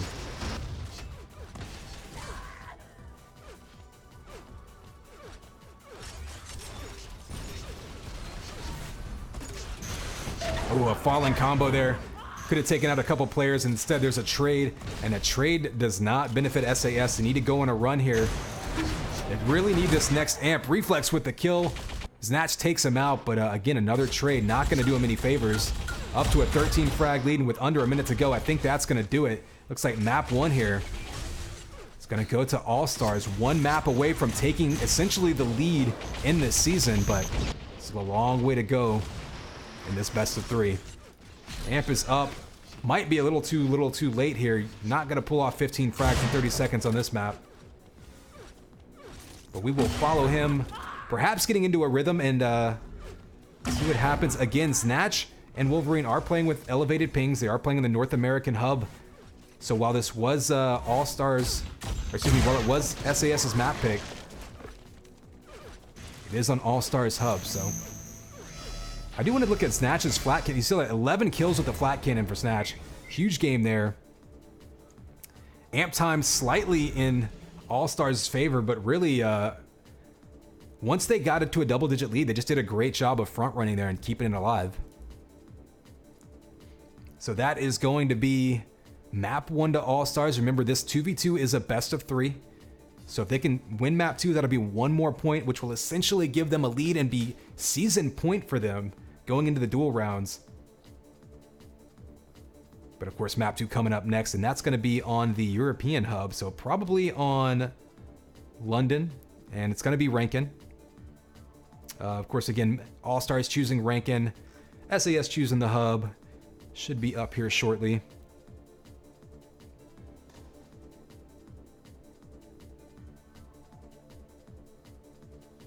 Yeah, Demon pointing out, huge flak run there by Snatch. Almost pulled them back into it.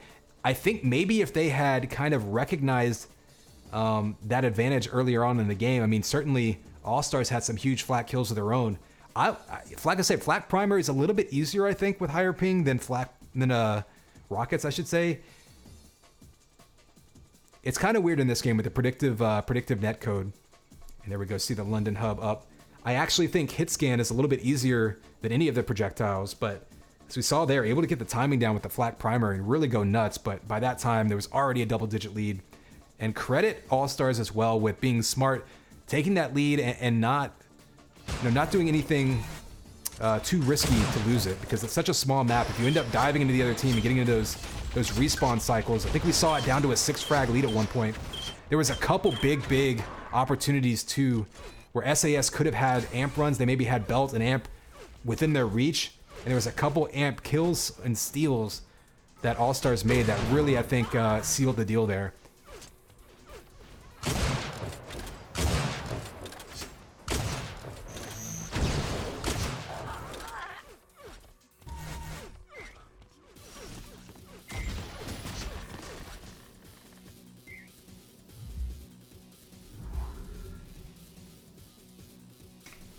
All right, get ready, y'all, because players are already ready to go.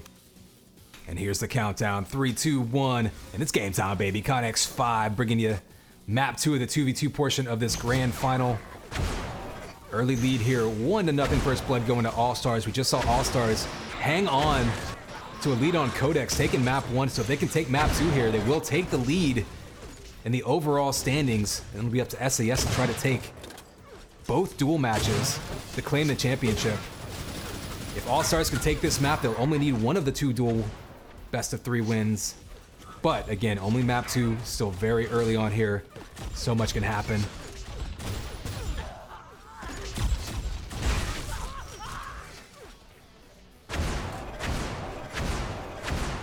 So early on, a little bit of feeling each other out. Rankin 2v2 going to play very, very different than 4v4. We saw Allstars open this match up with a huge statement victory in the 4v4 TDM game on Rankin, taking the first points there, winning by upwards of, what, 20 to 30? It was a big, big victory there. But, again, 2v2, a whole different animal. Interesting there. We see kind of a split there, killing maybe a little bit out of position, trying to support, but Reflex circles around, gets the kill.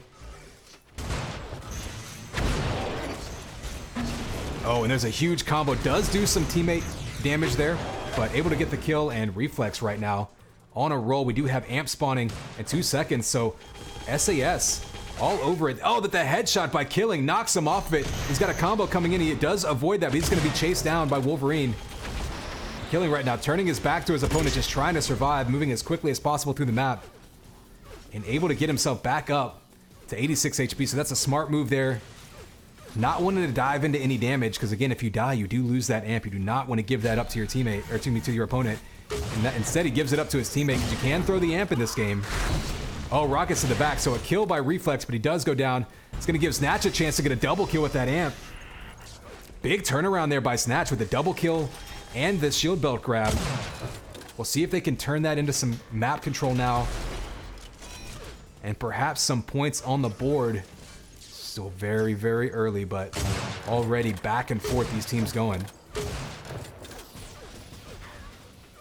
Now remember, we are playing on a European hub this game, so unlike on Codex, ping advantage is going to be squarely in SAS's favor. You see that, the comfort right there with just the twitch sniper shots. Something you can hit pretty consistent hit scan shots with upwards of, 80 to 120 ping, which I think is what we're going to be seeing Allstars guys playing with. But it's just so much more responsive when you've got lower ping. That said, you see the flat kill there by killing, back and forth, trading kills. Allstars still looking reasonably comfortable in this game, or on this hub, I should say. So we've got ourselves a close game. Ooh, and the Link chase down, absolutely brutal. Coming back within 3, and that amp sniper rifle going to be a huge tool. Killing, trying to dive away, trying to defend himself. And nice job by Reflex of throwing down some spam just to make Snatch uncomfortable.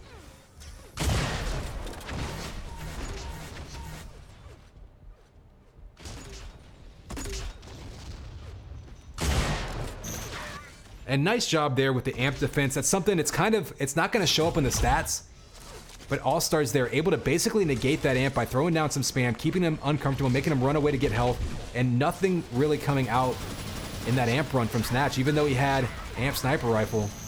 That's always such a dangerous setup, and there's a 7 frag lead now as Allstars taking control of this map. You see them cutting through that 100 armor area and really pushing them over towards that rocket area, and you see SAS both down there. We do have shield belt spawning soon, so Allstars going to have to make a decision. Do they want to head down and try to cut them off at that belt? Let's head down there. It looks like they're not going to get it done as Reflex goes down and killing.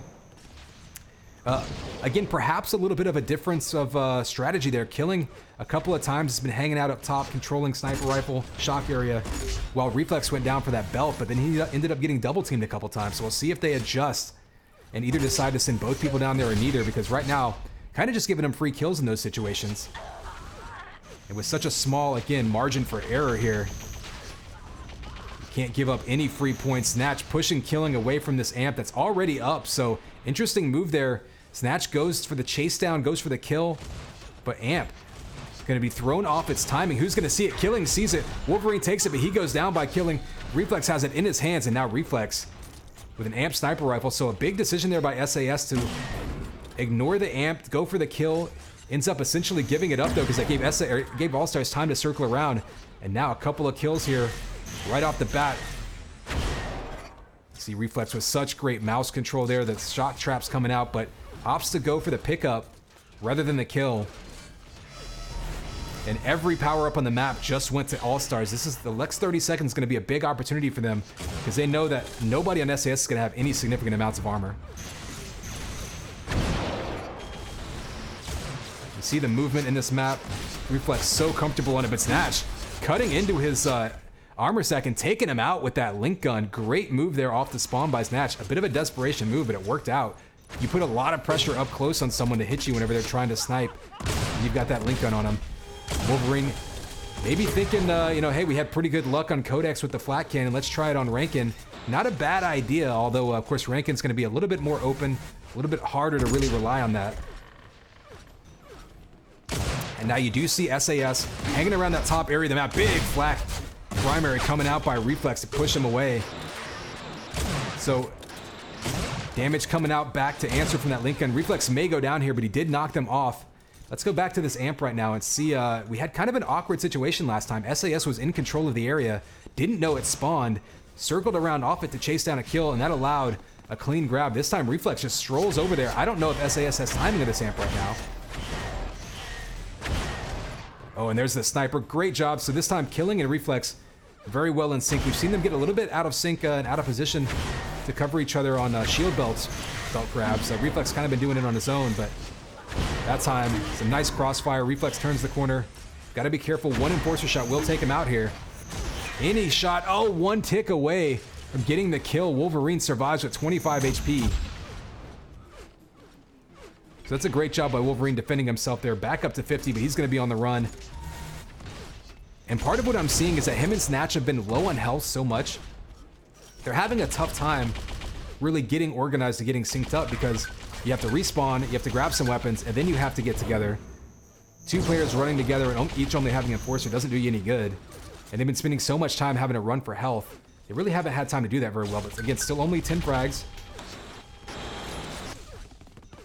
And we're just at the halfway point, so 10 frags. Not going to disappear as quickly as in 4v4, obviously, but still a small map and one where you can make up ground quickly.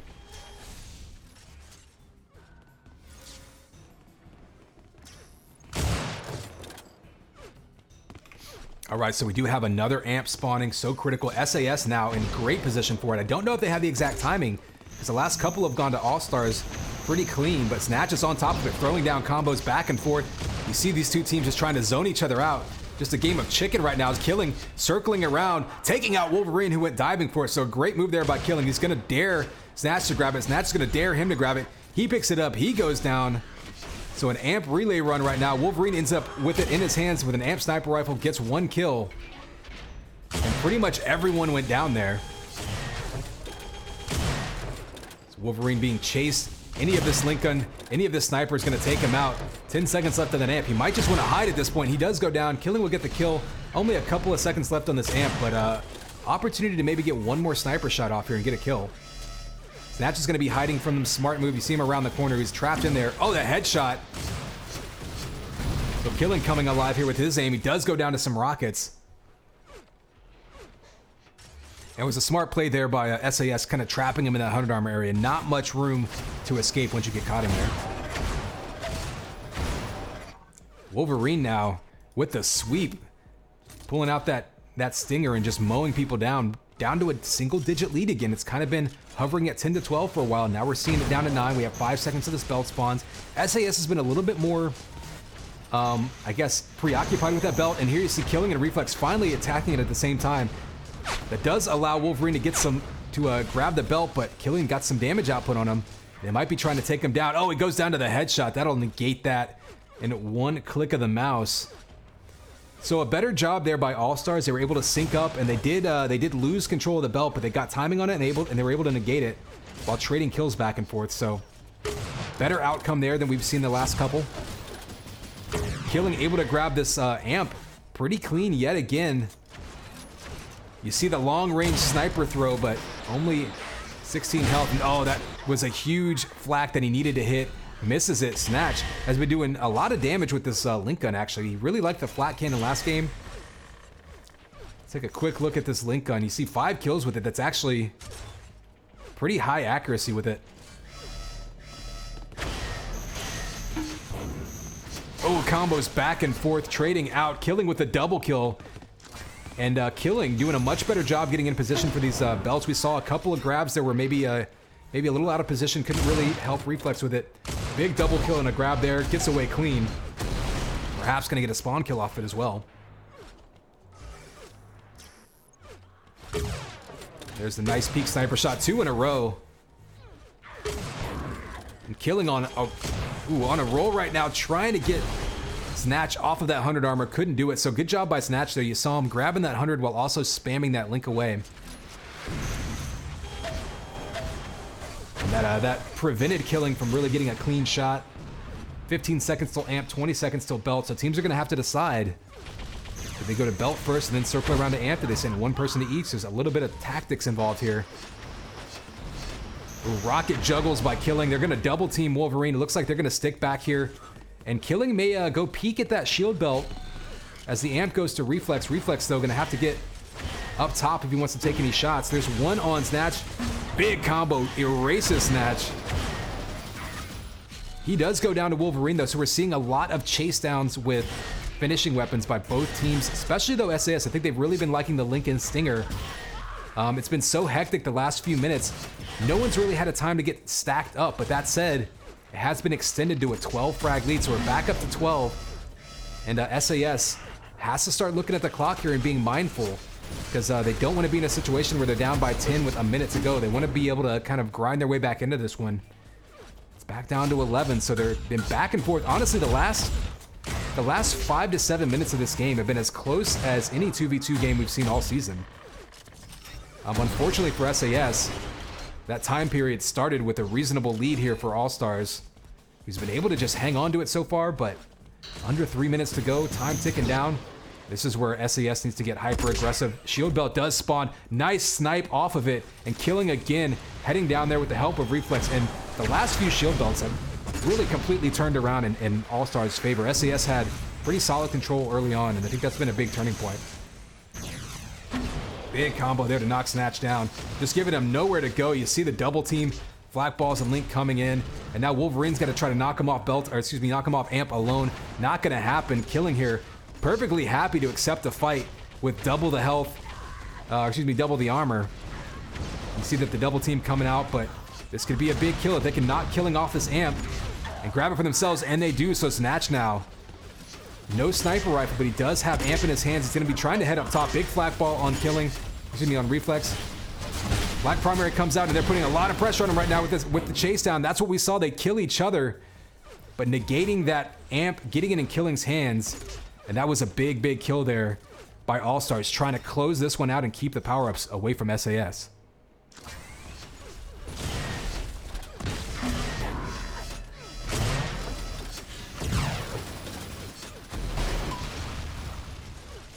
Shots coming out back and forth. Killing just going to survive, and that's all he needs to do at this point. 90 seconds to go, up by 16.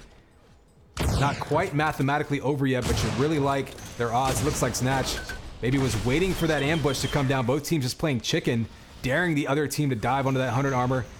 Allstars grabs it, gets the kill, and almost down to a minute to go, and they're going to be a minute away from taking the lead in UTPL overall with 2 duels left to play.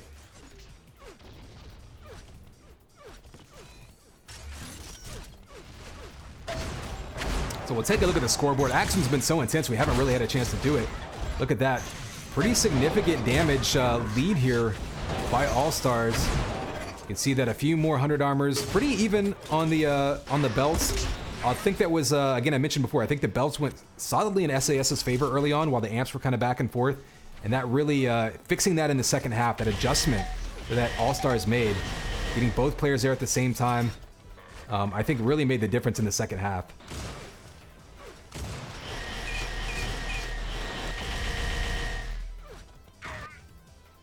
So the snipe's coming in, but going to be all academic at this point as we're looking at a 15 frag lead, under 20 seconds to go. So Allstars going to be 1 match point away from taking UTPL Season 1 championship.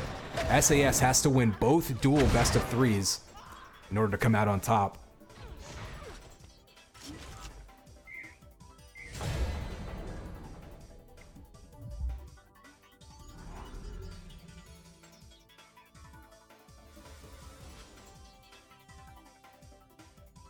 So there you go. Big, big run here by Allstars. We'll give you another look at the brackets real quick. So again, that's going to give them the lead since they have 3 points now in this matchup. Saints and Sinners has to win both duel matches to come out on top. Allstars only has to win one of the two. Again, we've got Slay versus Demon to kick things off, Snatch versus Fantasy to finish things off. So really both teams have great opportunities here. I mean, it wouldn't shock anybody to see Slay take this one tied up and then Snatch clutch it in the last game of the season. But that said, Demon and Fantasy, certainly you like their odds as well. These are very, very even matchups.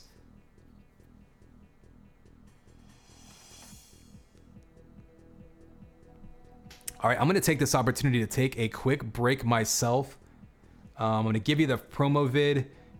Check that out one more time before we jump into these duels, and we'll be back and ready to go to close out this season.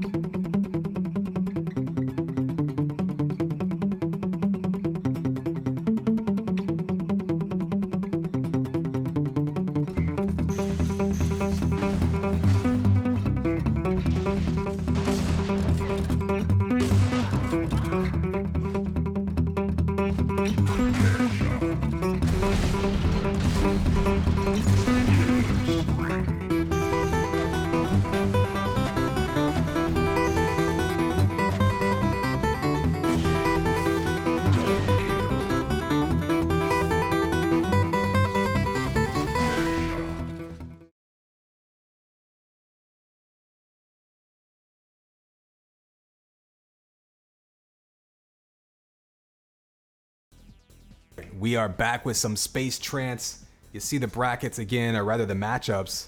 I'm going to keep an eye on these hubs, see when this pops up. Upwards of 130 plus people watching this. Good way to end this season here and get geared up for, again, some more future things coming up. Demon and Slayer in the server, so I'm going to stop yapping and jump in there. Make sure we don't miss any of the action.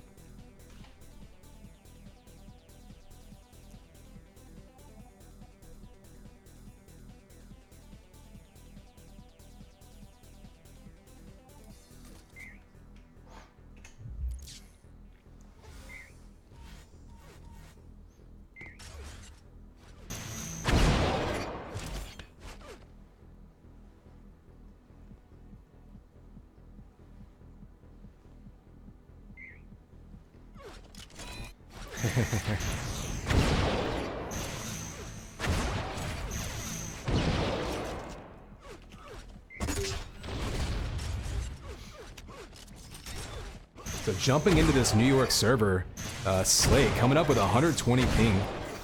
Unfortunate for him. I think that's about the best ping we're going to be able to get him in a North American hub, though. Again, they will be switching hubs whenever they switch maps. So map 2, which will be Demon's map pick, will be on the European hub.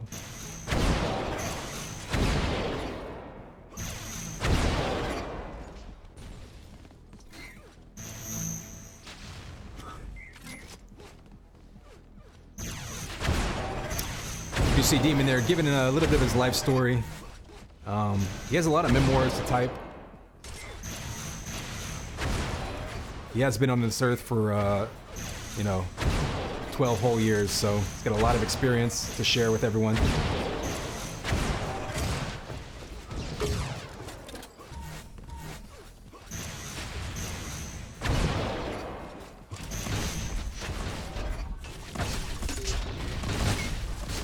You know, that's actually a good question. I'm not really sure how, I think the internet, like the what is it, the OC256 or whatever cables we're using these days, the fiber cables, in the ocean. I'm not actually sure where those route. Like, I'm not sure if Iceland is en route or if they just go straight from like New York to London under the ground, as a straight shot.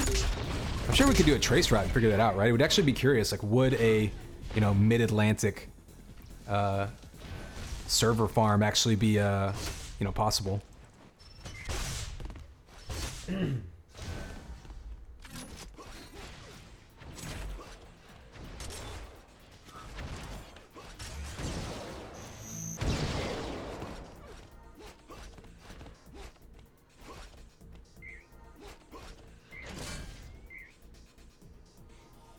All right, looks like players are readied up here, so we will be kicking things off shortly.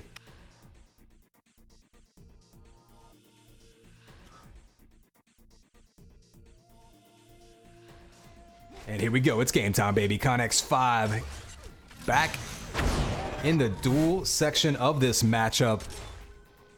And Allstars coming, storming out of the gate in this match, taking every team deathmatch point, pulling back into the lead. So it's basically season point for Allstars. If they win this best of 3 duel here, they will be the season 1 champions of UTPL. If SAS can win this one, they will push it to a final match to determine the entire season. And all personal politics aside, I think I'm actually rooting for that. I think it would be fun to have that last duel be for it all, but we'll see what happens here. Certainly Demon on top in this duel right now with a chance to try to get on the board. He had the high ground, he had a health and armor advantage, but Slay doing a great job of backing up and getting away.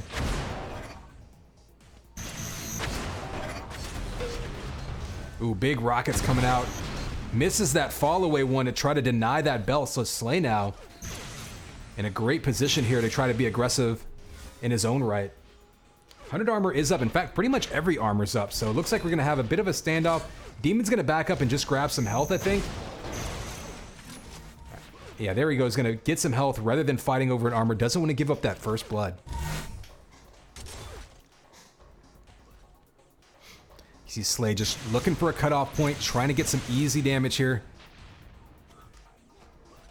Slay just diving right through there as quickly as possible, and this 100 armor is going to spawn another 5 seconds. These two right now just positioning, just game of chess back and forth. Ooh, Slay with a couple big combos there. Doesn't get the finishing shot with that sniper rifle. He's going to chase him down with the link gun. And you can see him backing up. He's got 10 seconds to the belt. He doesn't want to walk into any combos, but he does want to keep an eye on where Demon goes for health so that he can try to deny him. Oh, there's the shot. Fortunately for Demon, he was able to grab some health first. But belt does go to Slay, clean grab, so now he can be super aggressive here to try to get this first kill. Oh, the falling sniper. Thought he was going to go for the sure damage with the Lincoln. Instead, goes for the swag shot with the sniper, taking him out. And early lead here to Slay, trying to keep his team alive in this season.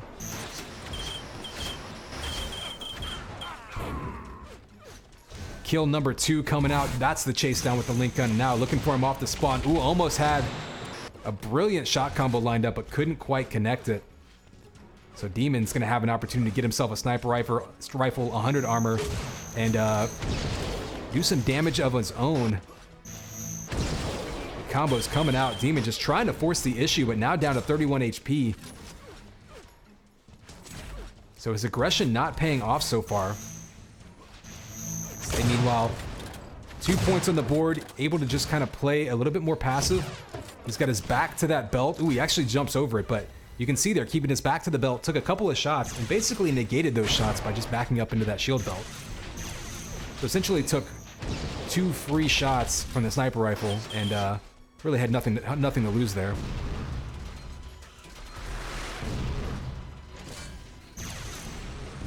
Armor also going to Slay. Slay has been all over the map right now, pretty much soaking up every pickup. You see a couple 100 armor vests going to Demon, but so far everything else in Slay's favor. Maybe a credit to Demon that it's only 2-0 at this point, because Slay has been absolutely running this map.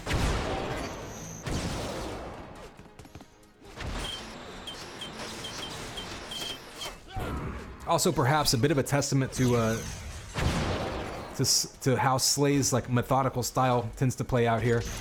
Basically wants to whittle him down, pick his moment, get the kill, and then perhaps try to convert a spawn kill. Demon with that 100 armor grab dives in his face. Slay goes down, actually takes himself out with the rocket. So Demon's going to be really, really weak now. May not be able, no, he can't get to the belt in time. So Slay with another shield belt grab. Oh, a big, big rocket prediction there by Demon, and the follow-up shock, so he can take him out with a link if he turns this corner. And they're finishing weapon on finishing weapon. Both players super weak. Who's going to hit the next shot? Demon backs up with 3 HP. Slay has 10. Oh, another chance for the follow-up, and neither player can hit. 100 armor goes to Slay. That'll give him a little bit of protection, but with no health, it's not going to do a lot of good. And Demon trying to chase him down with no armor. Dangerous spot. Has him down to 16 HP. Wants that kill so bad, but just can't make it connect. Slay doing a great job of evading right now, and there is the ambush. Gets the kill, looking for the follow-up spawn kill. I guess is right. Rockets to the face. Dangerous move by Demon, but it pays off. Has him down to 25 HP. There it is, the tie-up right there. The tying kill with the highly, highly dangerous chase down. So aggression by Demon finally paying off. There's another combo into Slay, and once again, Slay is down to under 20 HP, and Demon still hasn't hit 100 HP. He does grab that belt, tries to get the chase. There's one shot coming out, another one to try to finish it off. Can't do it. Slay down to 8 health. He does have 33 HP now, so he can tank a little bit of damage, but Slay is just on the run right now. Trying to regather himself and not let Demon take the lead. He's just erased that lead. We saw Slay again. He was running the map, absolutely owning it. Pretty decent job by Demon to only stay down by 2. Erase that instantly. Now trying to take the lead. Only a slight health and armor advantage here by Demon. Slay can erase that with a grab right here of that 50 armor. Ooh, and Demon, maybe a little bit of a misstep there. He guessed wrong. Allows him to go through. There's a big rocket, though. Looking for the follow-up. May pull out the link gun. There it goes. He does grab that 50 armor. He has to be mindful of his own health. Ooh, big sniper rifle shot there. Not able to connect. Oh, and the ambush by Slay with 3 HP, diving out the desperation. Wall dodging the rocket to take the lead, but he is so weak right now. Anything will take him out. Demon knows this. Could pull out the Enforcer if he wants to try to chase him down. And there's the link gun. Coming out by Demon. He knows he has him down weak, but eats some link of his own on that 100 armor. Rocket's coming out, and right now, there we go. Demon had an opportunity to take him out. He does. Ties it up, looks for the spawn. Guessed right, but didn't have him lined up correctly. Oh, and 3 shocks in a row, so Demon storms back into the lead. You see him just guessing on those spawns. Going all in, trying to get the home run kill. Doesn't happen, but he is back in control of this one.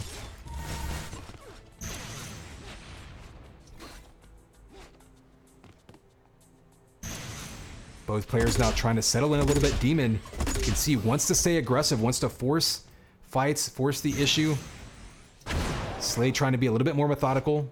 Shield belt, though, going to Demon. I think that's only his second belt, while 5 of them went to Slay. So Slay had been firmly in control for most of this match. Only able to get a few kills off of it, though. So going to be on Slay now to fight his way back into it. He's got 100 over 100. He's ready to engage and try to get a couple shots off. But he's got to be mindful of the clock as well. Belt's not going to spawn for another 40 seconds or so. So if he can get a couple big shots in here, he can really make something happen. And Demon just dodging back and forth. So Demon knows he has the health and armor advantage, being extra aggressive, and now Slay's going to be in a tough spot because Demon knows exactly where he is. So it's pinned into that corner and knows his weak. Nice defensive combo by Slay. Going to chase him down with the link, putting a lot of pressure on him. Slay down to 5 HP. Demon stood in there, couldn't get the kill, though, and now he's backing up. Slay again gets away. Oh, and Demon with the chase down. Nice job going up to the high middle area. Gets that kill and now backs into that shield belt. And there's only going to be one more belt in this one. Oh, you see Demon actually missing that piston, or he might have been faking it. Oh, but Slay just waits for him. Here's him coming up that lift. Able to take it down to a 1 frag lead. Slay down to 32 HP, but Demon not going to risk it. Takes a pot shot at him. Going to try to just basically turn him away now by spamming that stinger, daring him to chase him down.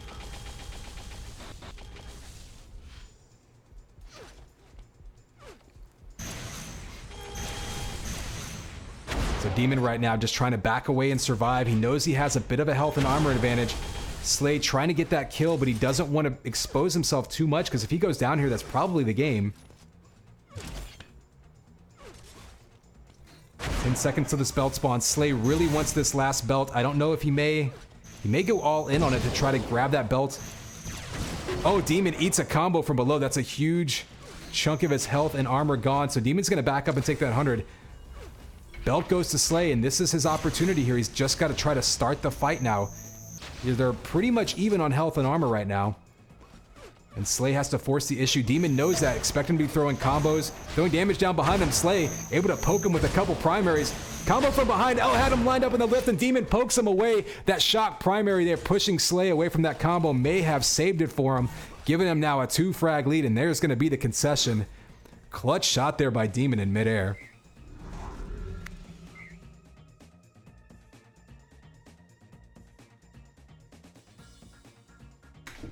All right, so first map going to Demon. All-Stars now 1 map away from clinching the championship for Season 1. We are going to be heading over. Looks like they're going to go to Phoenix, Germany to start that one, so we'll jump into there. Wait for that hub to come back up. Expect it to, or excuse me, wait for the instance to pop up.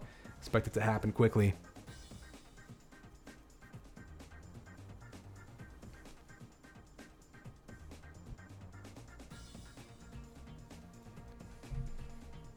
And there it is, DM Deep.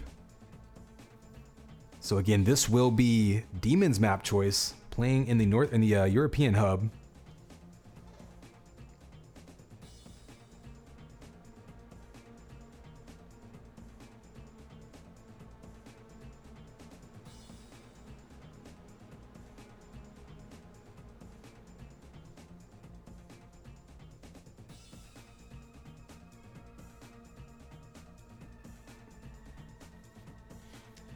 All right, we are loaded in here. Both players are in. They might take a minute to get settled a little bit.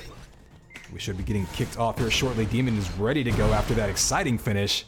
You know he's feeling it right now. Slay might actually want to take a minute to catch his breath. He was playing pretty well most of the map. He had pretty firm control, but Demon was able to just hit a couple of those clutch shots. Slay was a couple of shots away. I mean, he had him lined up right at the end there. Just couldn't quite connect.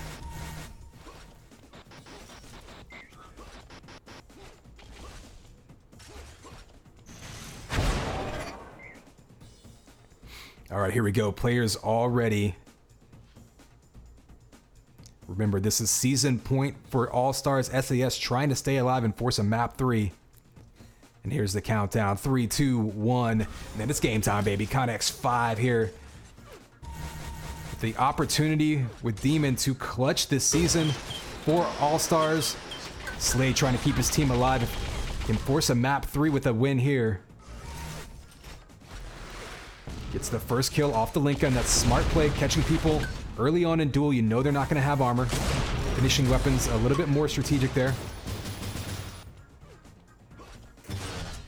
And Deep, for anyone not familiar with it, a map with a ton of ways to shoot through the map. There's all sorts of grates and windows, a lot of verticality involved. This is a map where you can really catch your opponent off guard. It kind of reminds me of playing Curse back in the day in UT99, where you can really throw around a lot of damage in lots of different angles if you've got the high ground. Right now, Slay with the lead. You see Demon trying to chase him down from behind. I knew he had the armor advantage. Had a perfect combo lined up, but didn't trust himself. Does earn himself a shield belt, but 100's going to go to Slay. And these two are going to try to find each other back in mid. Fighting over health packs is going to be huge in this map. There's not a ton of them, so they make you very predictable whenever you need to grab health. So watch for people to try to throw rockets, combos, things to predict when people are going to jump into those health pack areas, especially the mid bubbles right here. That's a big ambush point in this map. You might even see some really key revenge kills after someone gets a kill and survives with maybe 10, 20 health. The other person can spawn in and chase him down there. That can be a deciding situation in a fight. But there you see a big shot missing. Both players going at each other with the Lincoln. Both weak. 31 and 33 HP. They're going to back up and heal up. Oh, and the nice lined up shot by Demon going to miss. But he does get the 100 armor. Belt will be spawning in 5 seconds, so he's going to have a bit of a run here. He does soak up the shock rifle. It looks like Slay not in position to steal that belt, so Demon right now just soaked up basically every important pickup in the map. We'll see if he decides to be aggressive now to try to turn that into some points. Slay, for his part, grabbed a ton of vials, so he's already back up to 101 over 76, so not a huge armor advantage despite picking up all of that. Oh, and Slay gonna try to disrupt Demon with that just kamikaze link gun. It can be very, very effective if you catch them in an ambush like that.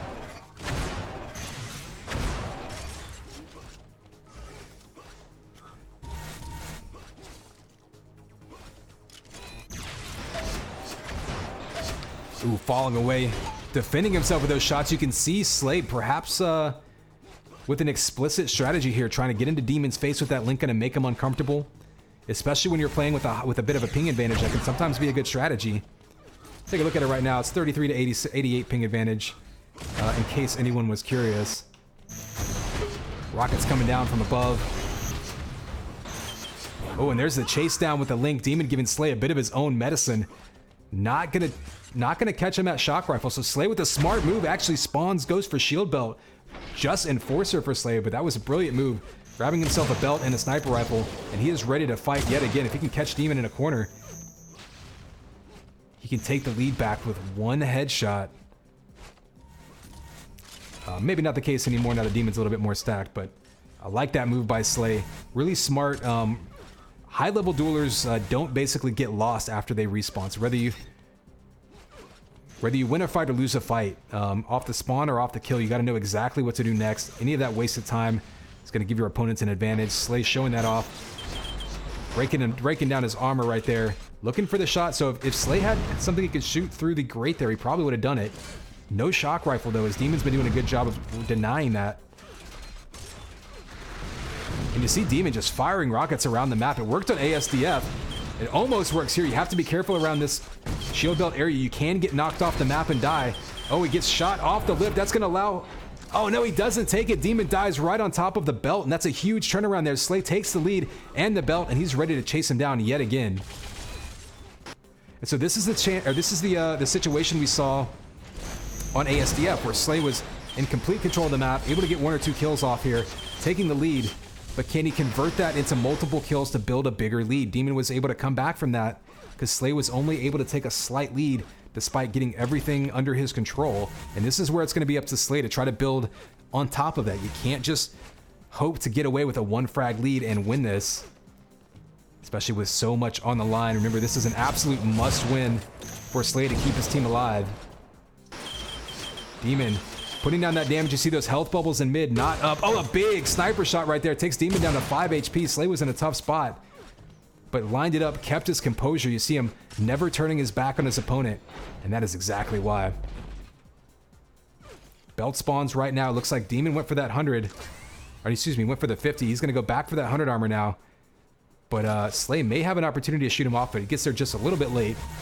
So both players healing pretty far back up. It's going to be a matter of positioning now. Neither one really has a huge armor or health advantage. And there's the Link ambushed by Slay. So he's keeping Demon uncomfortable by ambushing him with that Link, getting in his face, whittling his health down over time. And Demon already back down to 68 HP. He's going to have to run away and stack back up. And that's going to take a lot of time off the clock. But the question is Slay going to be able to turn that into a kill at some point? Because he is up by 1, but you're not going to feel comfortable with that, especially after Demon came back on the last map. Demon there, you see him anticipating that ambush. Slay's been doing that the whole second half of this game, or excuse me, the whole, I guess, last few minutes of this game.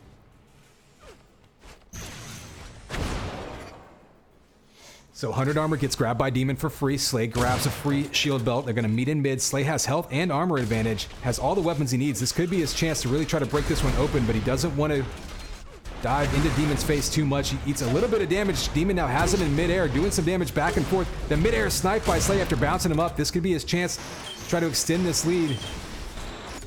He eats flak though, so Demon doing a great job defending himself with those flak balls. Slay going to be on the run, but you see him grabbing the mid bubbles there. Bit of a dangerous move, actually. If Demon had decided to double back and be aggressive, he could have caught him out there. But Demon now on the run, only 34 HP, doesn't grab the 100, doesn't grab the mid health. He doesn't really have anything to pick up at the moment. He doesn't want to give up his position, but he does right there. And now Slay's going to be chasing him down with that Link, and he's really got nowhere to go. Yeah, that was a kill right there. Really, that was a mistake by Demon before that point. A lot of downtime there, not able to pick up any health off of the previous fight, and now he's going to be on the run again. Slay not exactly stacked here, although he does grab the 150 armor now off that belt. Even now, if he can hit one more shot, he can, change the composure, or excuse me, change the complexion of this game. Takes him out there, only 37 HP for Demon. But he knows that Slay is coming off the spawn weak. Oh, and he answers right back, and that might have been the one to put it away there with that flat primary kill. Slay here, all he really has to do is stay alive, but he's going to go for the killing blow here. And that will likely do it. 3 frag lead with 2 minutes to go. Still a little bit of time here for Demon to try to make something happen, but Slay's going to be feeling a lot more comfortable with a 3 frag lead as he did with a 1 frag lead. Demon chasing him down with rockets. Not a bad move because you can definitely catch people against walls in this map. We'll go to see Demon's perspective. He does grab that 100 number, so a heads up move there by Demon. If nothing else, that denies it from Slay, doesn't allow him to get stacked up again. And Slay, with the clutch movement, hitting those sniper shots, bouncing around, but not able to survive. And this is where Demon has to be all aggressive. Oh, that belt. Losing track of that belt's going to be a huge problem now because Slay's got 150 armor. He doesn't have to be as afraid. He can actually stand in there and deliver some damage of his own. And if he can punish Demon for chasing him down, it could just run out of the clock at this point. So shots going back and forth through those grates. Demon waiting for some health. Oh, catches him through the teleporter. A couple of quick shots. Looking for some more damage. He knows he's going for the health bubbles. The Link actually overheated on him. And now Demon's in a tough spot. Running low on clock. Not much health to pick up in this map. Again, those mid bubbles so important. Down to a minute to go. Demon trying to stay patient, but he's going to have to hit a couple big shots. Slay just going to turn around and run away. Oh, and the flak boop. That'll finish it right there. Flak ball to the face. Demon kisses the smiley on that shell. And that's going to do it. So Slay going to keep his team alive, pushing it to map 3. There's the concession. Not sure. We may even stay on this hub, so we may be getting started here very quickly.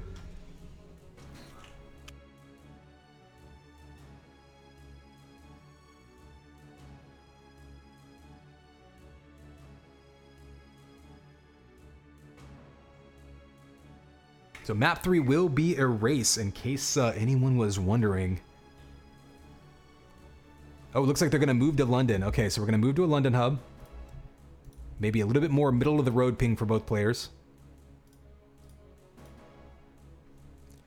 So interesting there, each player winning the other one's map pick, in their hub. So gives you an idea of just how close these matchups are right now, where players are actually winning the other player's map pick.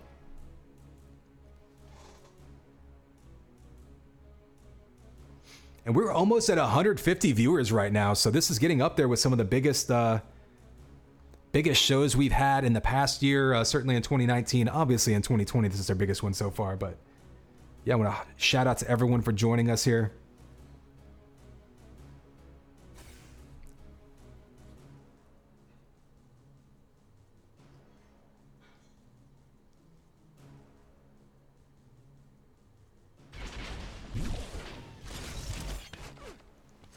All right, so we're going to be on London. A little bit more even ping between the two. This will be our tiebreaker map. This is still Demon's chance. He can close out the season with the win for All-Stars. With a win here, Slay can keep his team alive. And then it will all come down to Fantasy versus Snatch.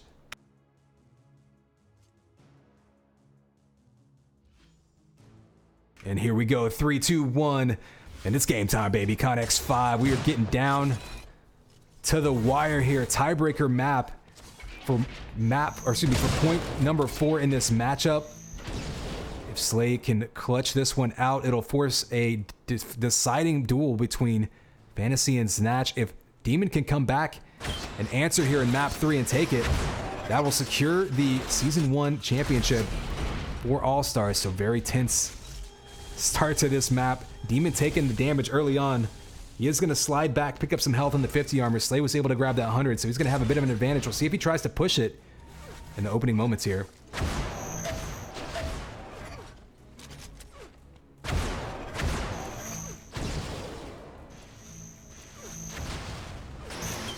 Twitch chat, while we're at it, why don't we see if we can get to 150 viewers for this potentially last map, or leading into the last match of this season. We've hit, I think, 138 just a moment ago, so we're pretty close. Got any friends, let them know. Big rockets coming out, dancing around that belt. Both players weak. One more rocket would kill either one, so they're going to nope out of there as Slay makes his way over to that 100 armor. Still 74 HP, trying to catch Demon.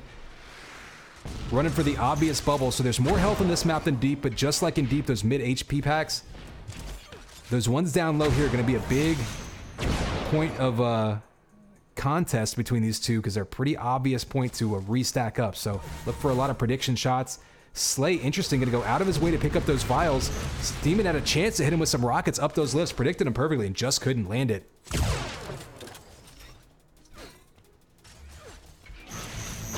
Ooh, the prediction combos back and forth. They're just looking like a couple of people missing a high five. They are synced up, guessing each other's movements perfectly, and just can't quite connect.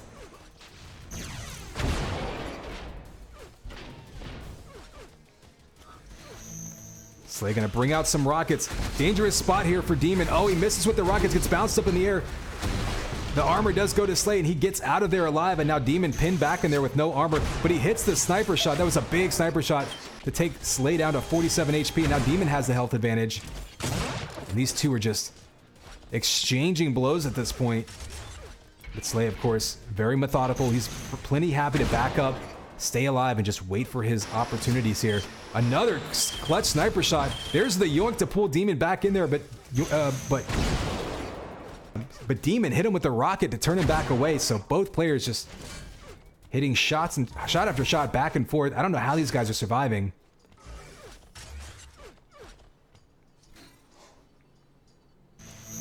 Oh, a big combo opportunity for Demon. Didn't finish it. May have gotten them a kill there.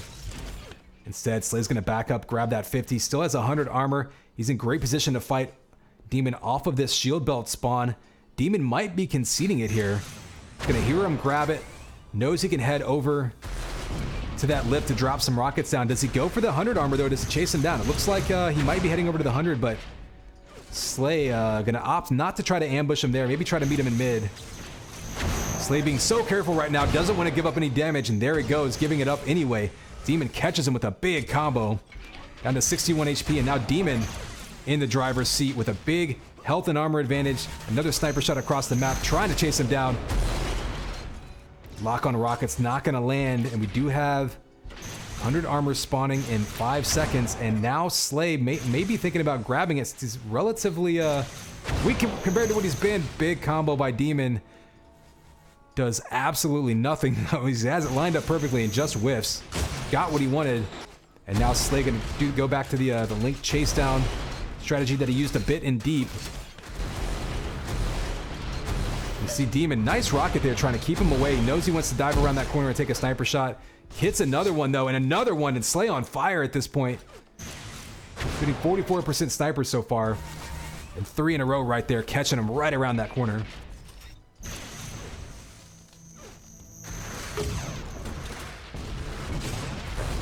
Slay right now, you see, really feeling himself, trying to rely on the sniper and link combos.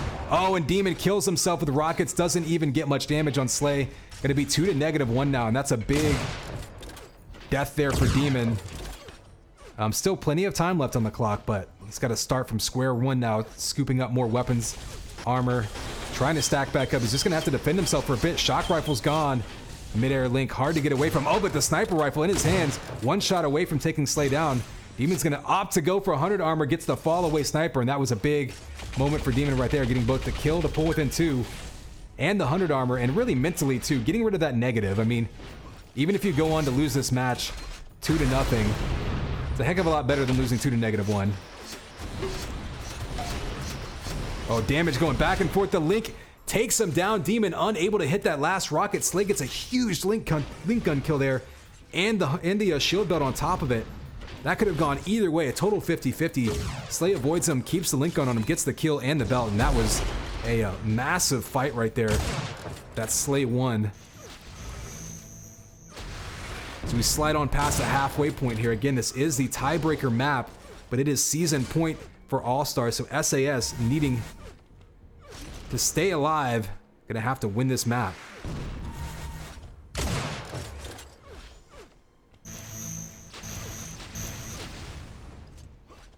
You can hear those footsteps. Slay just trying to anticipate with those shot combos, waiting to hear which way Demon goes. It's kind of 50-50 situations there. And Slay now just getting in position very early for this belt. Demon gonna try to drop some rockets on him. Kind of an interesting situation though. Slay got there way early. That's gonna allow Demon to push forward and try to zone him out. And now it's up to Demon to kind of decide how aggressive does he want to be here. He dives way down in there, misses with rockets. hits him with one to try to negate it a little bit, so a bit of a risk there by Demon. He does give up the 100 armor, although Demon with 93 armor wouldn't have gained much out of it anyway. And Demon with the ambush here with the rockets to the face, with the Link's going to come out by Slay. I think he's got a strategy in mind here. He's pretty much all... Oh, the air rocket takes him down to 84 damage, and Demon now trying to storm back, but Slay wisely backs up, gets the HP back. And Demon is actually doing a pretty good job of predicting his movement, but just coming up a couple shots short.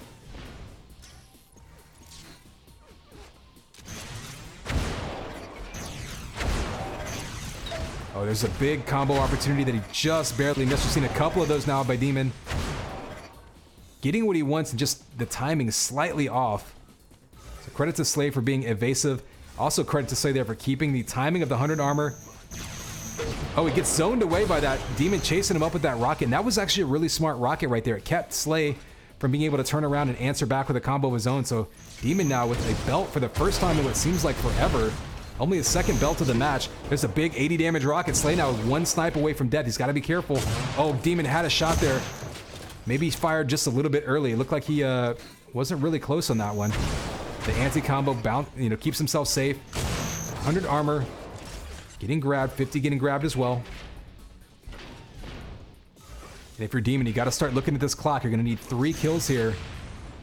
It's going to have to happen soon. Oh, Slay circling around with a turn away sniper shot. That's going to force Demon to be a little bit more careful. And more than anything, just take more time off the clock. Demon had this shot lined up, just couldn't hit it. And that's kind of been the case all match. Demon has had what he wanted. Another one there. He's been predicting Slay pretty well and just hasn't been able to line up some of these shots. There's a big headshot. But Slay able to chase him down with a Link. And that may be the kill that does it. Nice midair combo and follow-up there by Demon. Looking for the spawn. Slay's going to spawn all the way back above Link Gun. Oh, Demon, again, just a split second off of this prediction. He's got the shock rifle back in his hands, but he's running out of time. And Slay knows it. All he has to do is evade for about another 70 seconds to take this one. And there is the Link spam. He knows he had to chase him down. That's probably going to do it. So Slay coming back to win it. And we're going to have us one more duel between Fantasy and Snatch. Unless Demon pulls an absolute miracle here. I don't want to... I'm going to count our eggs before they hatch here. But with 45 seconds to go, it's going to be very... There we go. Okay, very, very difficult. I thought Slay might have turned that corner there and eaten some rockets, but instead he's going to back up and play it safe. So yeah, we're going to wind this one down, and it will be Fantasy versus Snatch for the entire season. Both teams are tied up with one best-of-3 duel left to go. After an entire season's worth of games, it's all going to come down to that 1 point.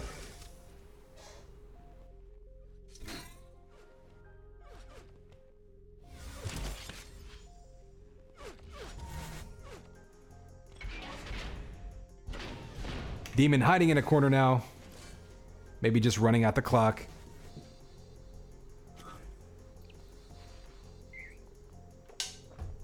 So Demon jumping out with a comeback on map 1. Slay comes back and takes his map in map 2. And then the win on a race. And here we go. Duel number 3 for the entire season. Gonna start here. It looks like we have a match already up in NYC. So Fantasy already ready to go. Looks like we're going to have Coma, Leah, and Erase as our maps.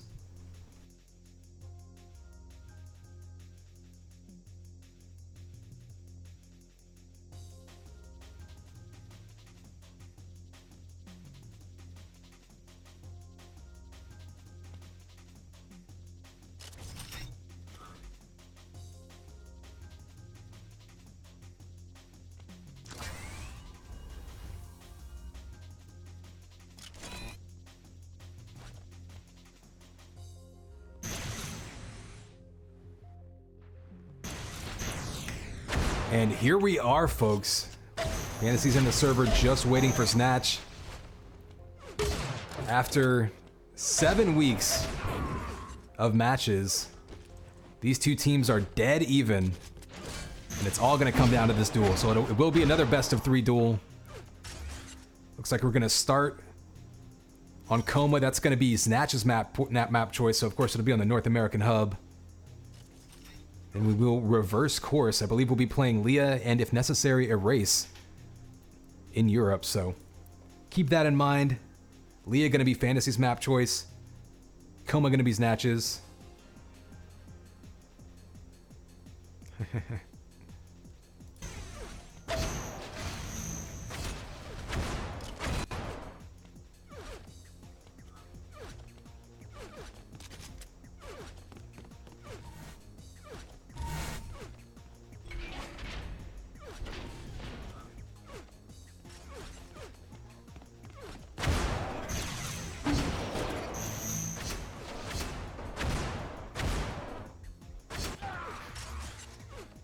All right, so Fantasy showing off his skills, really taking it to that bot.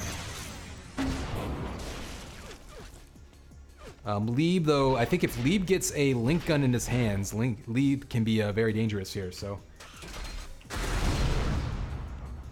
Oops. Oh, and Lieb there, you see. The cheater rockets coming out from the AI.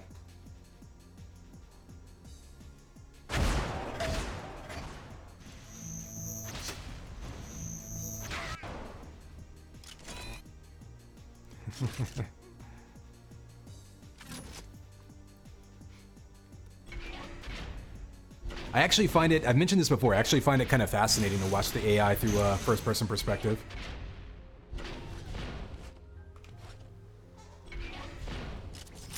Alright, looks like Fantasy's ready to go. Snatch, maybe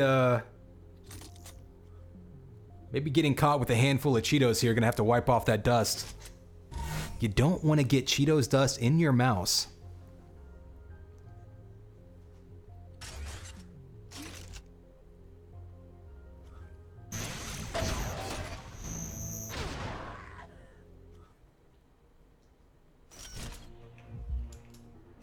All right, well, while we wait for this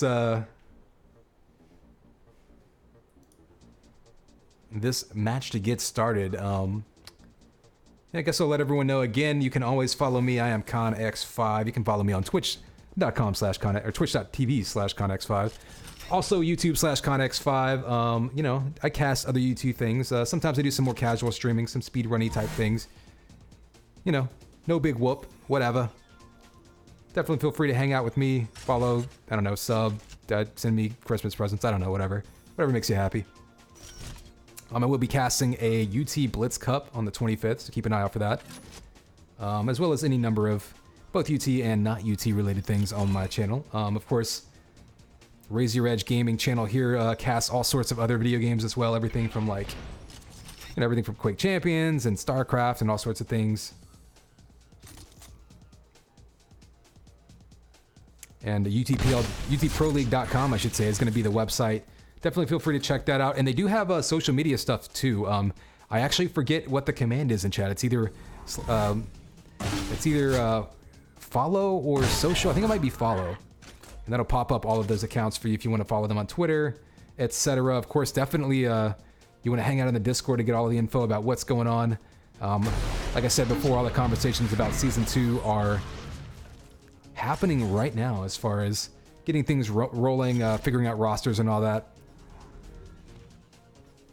Definitely take part in that conversation. If you think maps should be changed, if you think settings should be changed, if you want to make your own version of a map, I think it should be considered. If you want to form your own team or join a team or looking for more players for your team, that is the place to be for UTPL related stuff.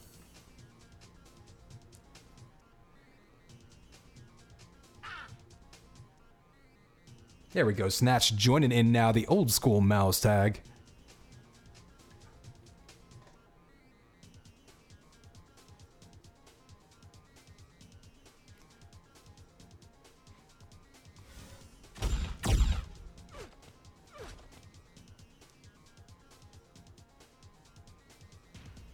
So here we go, players are in here, and again, if any of you missed it before,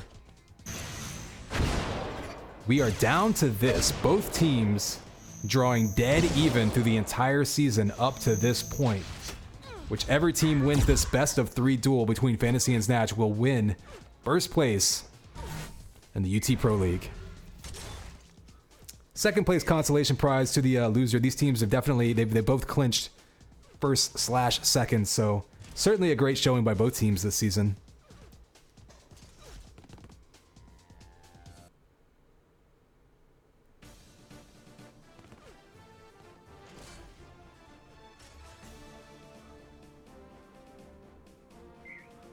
All right, looks like Snatch is ready to go, so get your popcorn ready because we are going live.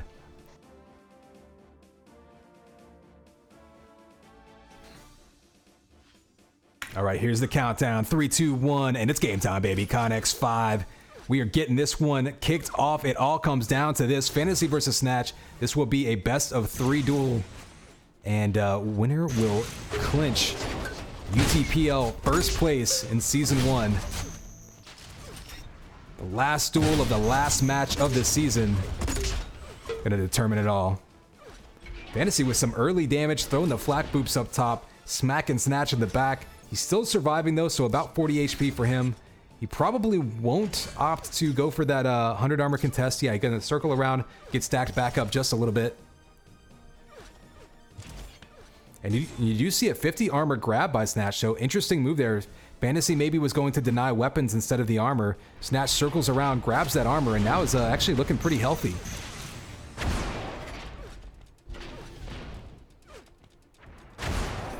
We're seeing some distant shots here, so Fantasy in great position to take this belt. You see the ducking hit scan.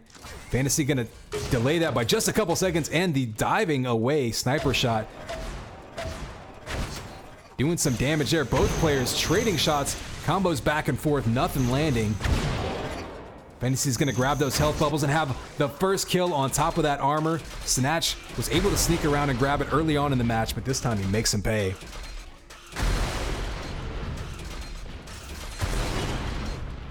See Fantasy kind of doing we saw the same thing from Demon, just throwing rockets around, trying to find catch someone leaving their spawn points. Ooh, and the falling sniper by Fantasy, just predicting Snatch's movements. Let's look from Fantasy's perspective. See, he does eat a sniper shots on the chase down, so he has to be careful there. We do have 10 seconds till belt, 13 seconds till the 100 armor. Would not be surprised to see Snatch completely concede this belt and go for the 100 armor, so we'll see if Fantasy decides to grab that belt.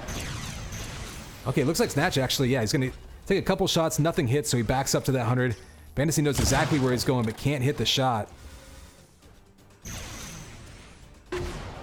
Ooh, big combo there, so Snatch gonna be on the run again.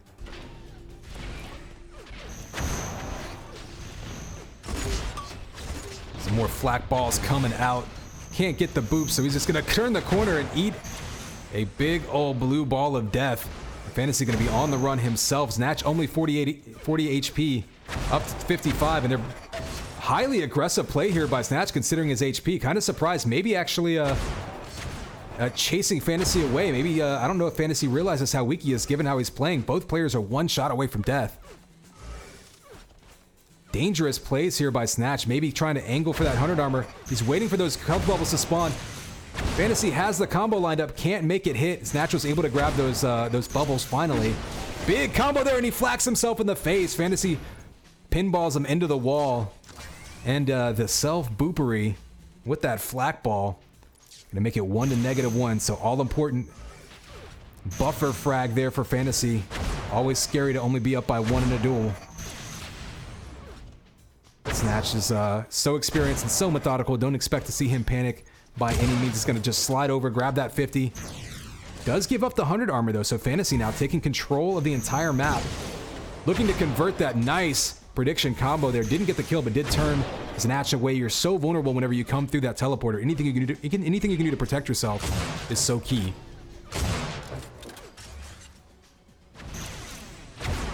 Got combos coming out. Rockets getting loaded. Oh, Snatch just misses. A nice dodge there to protect himself by Fantasy. Gets a couple of shock primaries on Snatch. Got some rockets of its own and does go down though. Snatch with the juggle. Pins him to the wall and takes him out. But now Fantasy with the 50 armor and the sniper rifle. Gonna beat him to the shield belt. Oh, and if he hit that shot, he might have turned him away instead. Snatch now in great position to try to tie this up. Opting to go for rockets instead of the hit scan that got him here. So Snatch gonna pull it back out. Fantasy chasing him down with that link gun relentlessly, and these two are just smacking each other left and right. And this time it looks like Snatch gonna get a free 100 armor. Fantasy gonna opt to pick up the 50 and some weapons. Oh, and Fantasy turns his back and gets pinned into the wall. Huge mistake there. Went back to that pillar, had his back turned to Snatch. Easy combo to get the kill. And we got a tie game halfway through this one.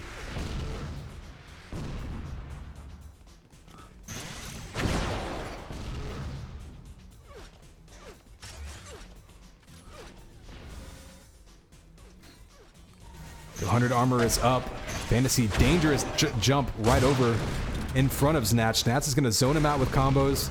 He's going to be able to take control of that belt. He's maybe going to delay it a little bit. Throw off Fantasy's timing. Fantasy is looking decent with 100 HP and 100 armor.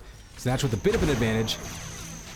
Whoever can pluck the other one out of the air with a combo, you see Snatch holding that high ground, but Fantasy throwing combos left and right. Did a little bit of damage there, just enough for Snatch to lose that armor advantage. So he's going to be backing up a bit.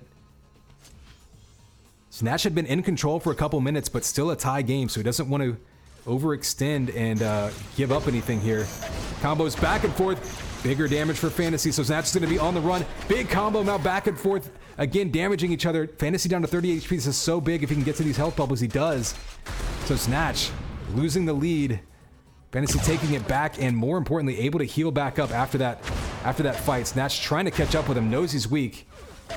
Nice defensive shock primary there by Fantasy, able to push him away, disrupting his shot. Standing in there with 22 HP, though, so dangerous for Fantasy. Gives up a belt. But now Snatch is going to be on the hunt. Grabs 100 armor and 150 from the belt. And Fantasy's going to have nothing in his pocket for the next minute or so. Say that maybe the next 30 seconds, if he can get over to that 50 armor, that could help him out immensely. Does. But he gets erased by Snatch. Oh, he dives in for the health bubbles. That's a dangerous move. That's going to give Snatch a chance to chase him down. He doesn't take the teleporter. Snatch guessed he was going to go porter. He didn't. So a big 50-50 shot there that Snatch could have had to tie it back up. Instead, the evasive maneuvers by Fantasy getting away. Only 52 health, though. And that's going to earn another 100 armor for Snatch and a chance to get in position for this belt. Eventually, he's going to have to start thinking about being aggressive as we were under 3 minutes to go, but right now, control of this map is completely in Snatch's hands.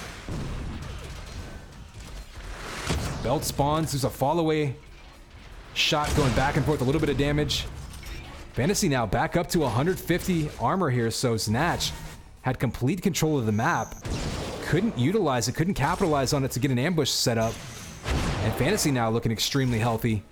Back up to 130 over 150, so credit to Fantasy there, keeping his composure despite being weak and only holding on to a 1 frag lead.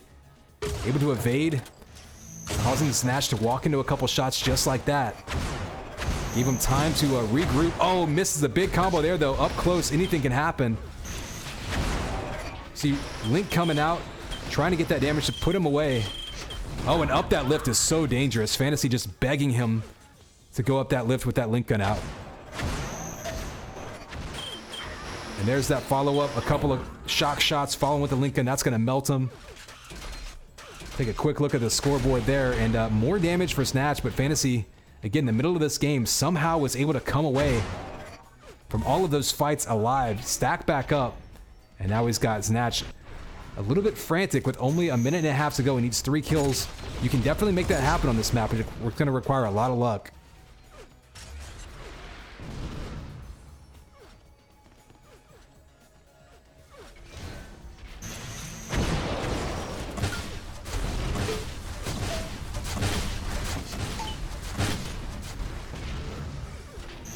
Oh, here we go. The combo's coming out from above. There's the flat primary. There's the shred against the wall, pulling within 2 with a minute to go. This is what Snatch needed, but he has to be careful. Only 36 HP. If he goes down, oh, that sniper shot could have ended it. If he goes down again, it's going to be all over. So we might need to think about some health. Fantasy, again, missing that sniper shot. Had him lined up. And there are those health bubbles. Those are so important to grab for Snatch. And now Belt spawns in 2 seconds. If Snatch can grab that, it would be great. But he has to try to guess. Is Fantasy even going to go for it? He doesn't. So he grabs the belt, but it takes away about 15 seconds off the clock. So a smart play there by Fantasy, causing Snatch to just kind of be on the run. Kind of in an Easter egg hunt right now, trying to listen. So they're trying to hear each other's footsteps, trying to listen for someone else grabbing anything up off the ground. 100 armor gets grabbed by Snatch.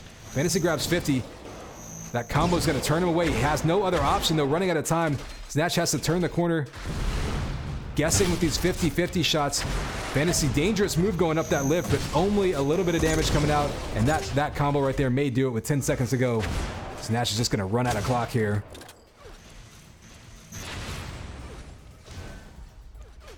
So map 1 going to Fantasy. In the end with more damage, but there was a point there not so long ago when Snatch actually had a couple hundred damage advantage. So again, credit the playstyle there of Fantasy, able to make the most of his damage. Coming out on top, and again, season point for All-Stars, but we're going to be going to the European hub. We're going to be going to Fantasy's map pick, but ping advantage for Snatch.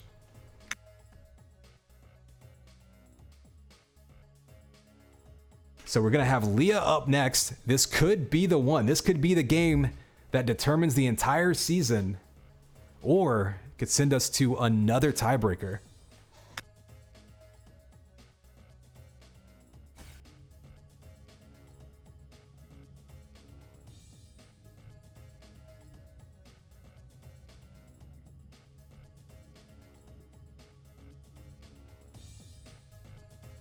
All right, players are in the server.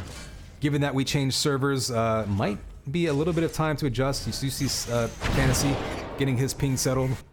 Looks like we're going to get right into this one.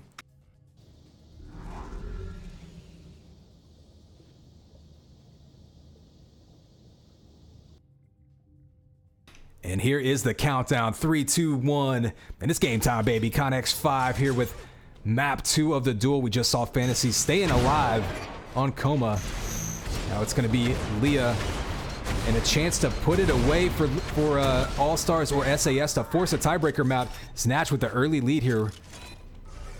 A lot of shock, flak, and rockets going to come out in this matchup. Leah's one of those weird maps where close range fights can really determine the outcome. They're going to be jockeying for position a lot of times with those shock combos. You see Snatch pulling out the sniper rifle, but eating some link damage in the process. So Fantasy may be getting the better out of that fight. Still got 15 seconds to the armor spawn. Both players being so careful. Everything you pick up, your opponent's going to hear in this map. They're going to know exactly where you are. This is a very small map, all things considered. It is complex, but if the footprint's very small, you can hear everything in the map. You can get around it very quickly. First belt does go to Snatch. First 100 armor, or I should say second 100 armor does go to Fantasy. So Fantasy opting to just regroup. Down by 1 early on. He doesn't want to give up any extended runs to start the game off.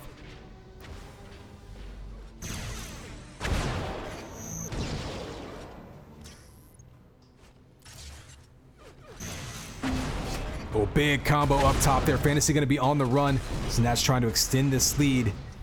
He guesses low. Fantasy goes high. Fantasy with a huge combo. He might be able to pluck him out of the sky. Snatch on the run with 15 health. You see him desperately trying to get over to those health bubbles. Rockets raining down from above. Fantasy wants to get this kill to tie things back up, but he gives up the health and the 50 armor. Ooh, and almost eats a flak ball. So Snatch doing a great job there defending himself. And the boop, knocking him off that link gun, extending his lead to 2. That was a huge couple flak balls there by Snatch. The key there, shooting them around the corner, you know, up on ledges, not being vulnerable himself while taking those shots. Fantasy trying to answer right back. Has him down to 30 HP. Both players down to 30 HP. But Snatch going to wisely back up to that armor. You saw Fantasy had him lined up for a sniper shot. Couldn't make it connect. Oh, and the smiley face in that flak ball just landing right by Snatch. You see Fantasy trying to answer back with flak balls just like Snatch took him out with a minute ago. Not able to connect, up to a 3-0 lead. And this is going to be problematic for Fantasy because it's not the easiest map to come back on.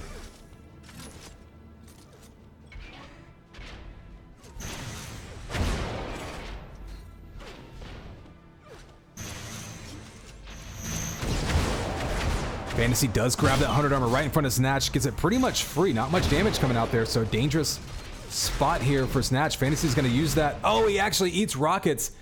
So I guess I was wrong there. Dangerous spot for Fantasy. Snatch gets right up in his grill. Finally, these flak balls start landing for Fantasy, but it might be a little too late as that 150 armor stack is already in Snatch's control with that shield belt. Now we're going to see a big flak ball dropping down, booping Snatch in the face. Flak coming out, so Fantasy seems to have decided he's going to go with the flak to try to come back in this one, but Snatch now on a killing spree with those rockets, and right now everything going his way. And another kill off the spawn. That's going to make it 6-0. Remember, this is Fantasy's map pick, but it's on Snatch's, I guess, home server, if you will.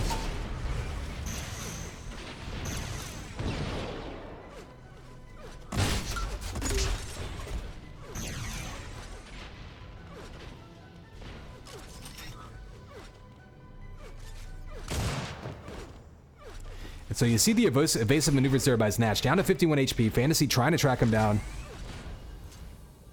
Just desperately trying to chase him.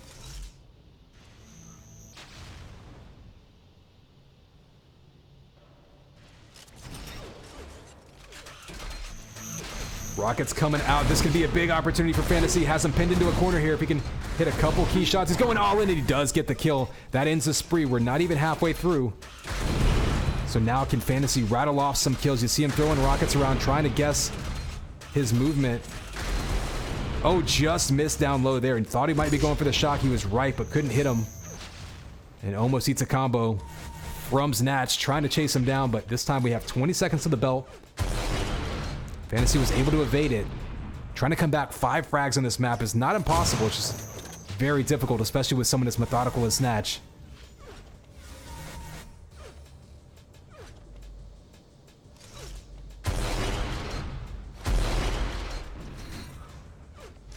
And Fantasy grabbing a belt that might be...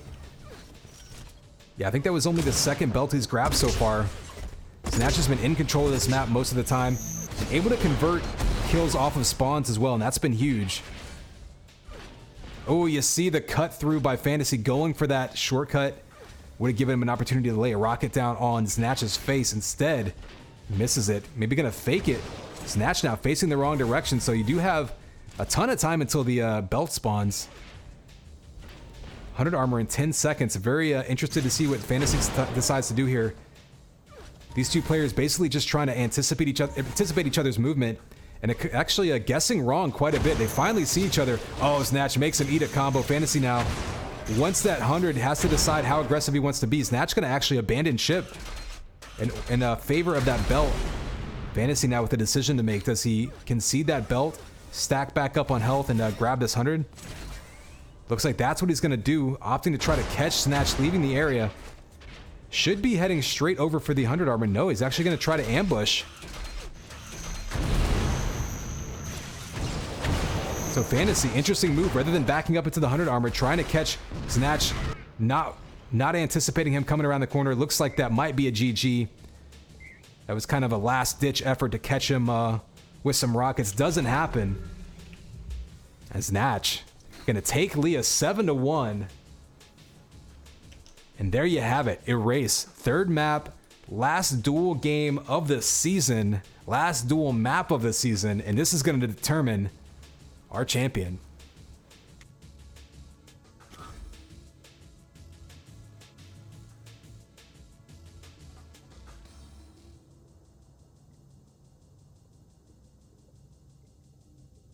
Yeah, for those of you wondering, this will decide who wins. So UTPL Season 1, we played, was it 7 weeks? We played 4 maps, or 4, I guess, points versus points worth of matchups between these two teams. And 2 maps into the third duel, or excuse me, into the second duel. We're moving to a third map to determine it. Cannot get any closer than this. One map to decide them all. Both teams dead even right now. And we're going to finish this off once and for all.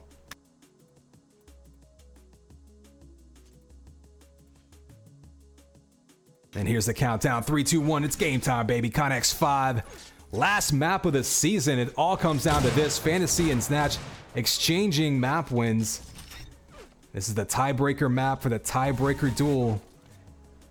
These two teams dead even. They played 7 weeks. They played 4 essentially matches against each other here. And this last duel has gone 1 map apiece with this map. The only thing left to break this tie.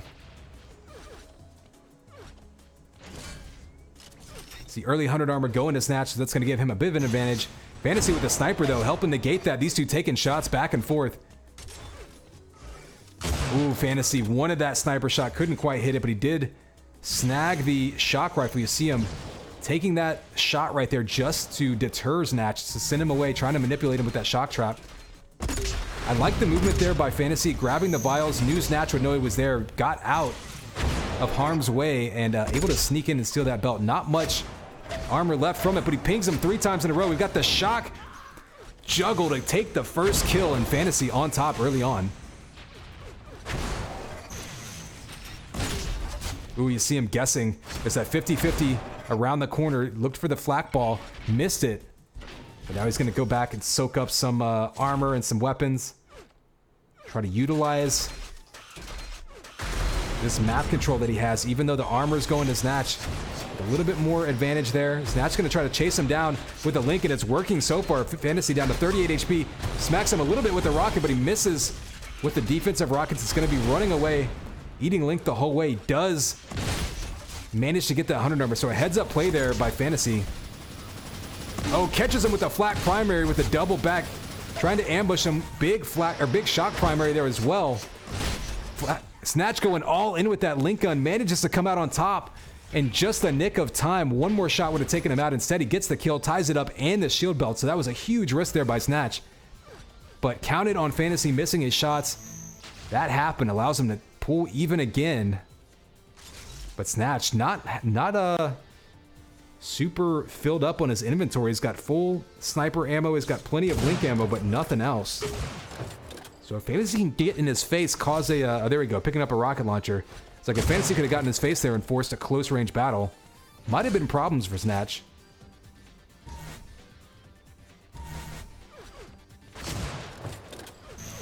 Oh, big combo up top. Snatch going to be on the run. Fantasy trying to pin him into the health. He does that. Such a tricky spot to get out of down there.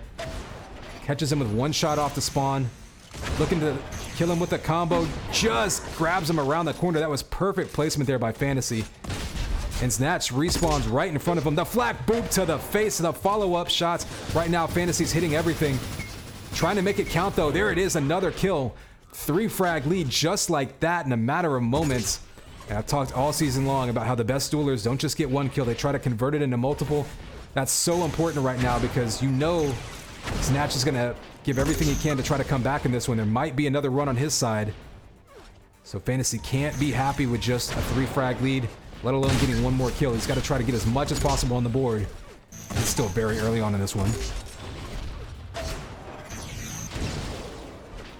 And here we go, Fantasy on the run. We saw Snatch chasing him down almost in a reckless manner earlier with the link gun, but Fantasy right now hitting some clutch shot primary shots to keep himself alive. Snatch, though, does chase him down, juggles him to get the kill in a huge combo from up top. That's a very difficult shot.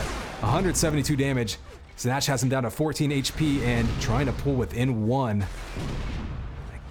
Like I say, both players very capable of rattling off 2, 3, 4 kills in a row on this map. So no lead is going to be safe with this much time left on the clock.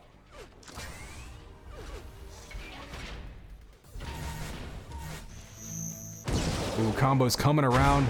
Fantasy trying to guess. Just a little bit of damage from that one. Nothing huge. There's a bigger one. Fantasy's been doing a great job anticipating Snatch's movement on this map. He's been baiting him to walking into combos pretty much all game, and that's really why we're seeing this 4-2 lead. Snatch has been very well positioned most of the time. Oh, rockets back and forth between these two. Snatch gets the best of it, pulling within one, not even halfway through, and this is anyone's game.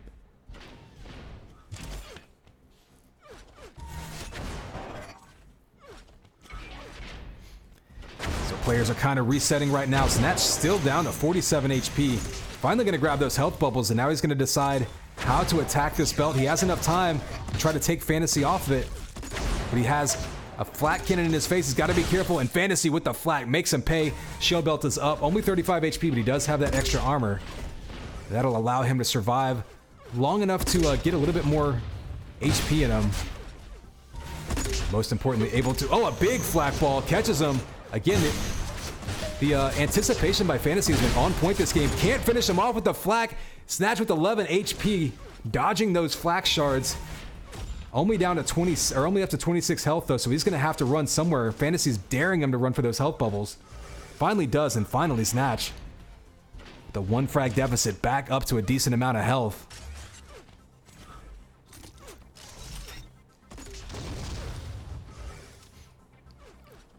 We're past the halfway point, 4 minutes to go, and this could still go either way right now. Fantasy has been so good at predicting Snatch's movement and causing him to run into damage, both combos and flak balls. But Snatch has been so methodical, so careful. Oh, and there's the rockets off the wall. Gets a little bit of damage. More importantly, earns himself a shield belt. Chasing him down with the shock now, just missing. Fantasy getting away. Only 40 HP though, so Fantasy has to be very careful here.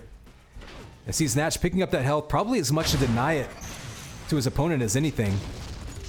And Fantasy is just running for his life, dropping flak behind him. He does have plenty of health, but you see the ambush right there by Snatch. 2 huge combos and a third to tie it up. Threading the needle. And we talked about Fantasy anticipating Snatch's movement, but Snatch knew exactly where he was there. 3 shots in a row, just relentless, raining down the damage to tie it up and give himself a chance to try to assert some control and take a lead going into the final minutes.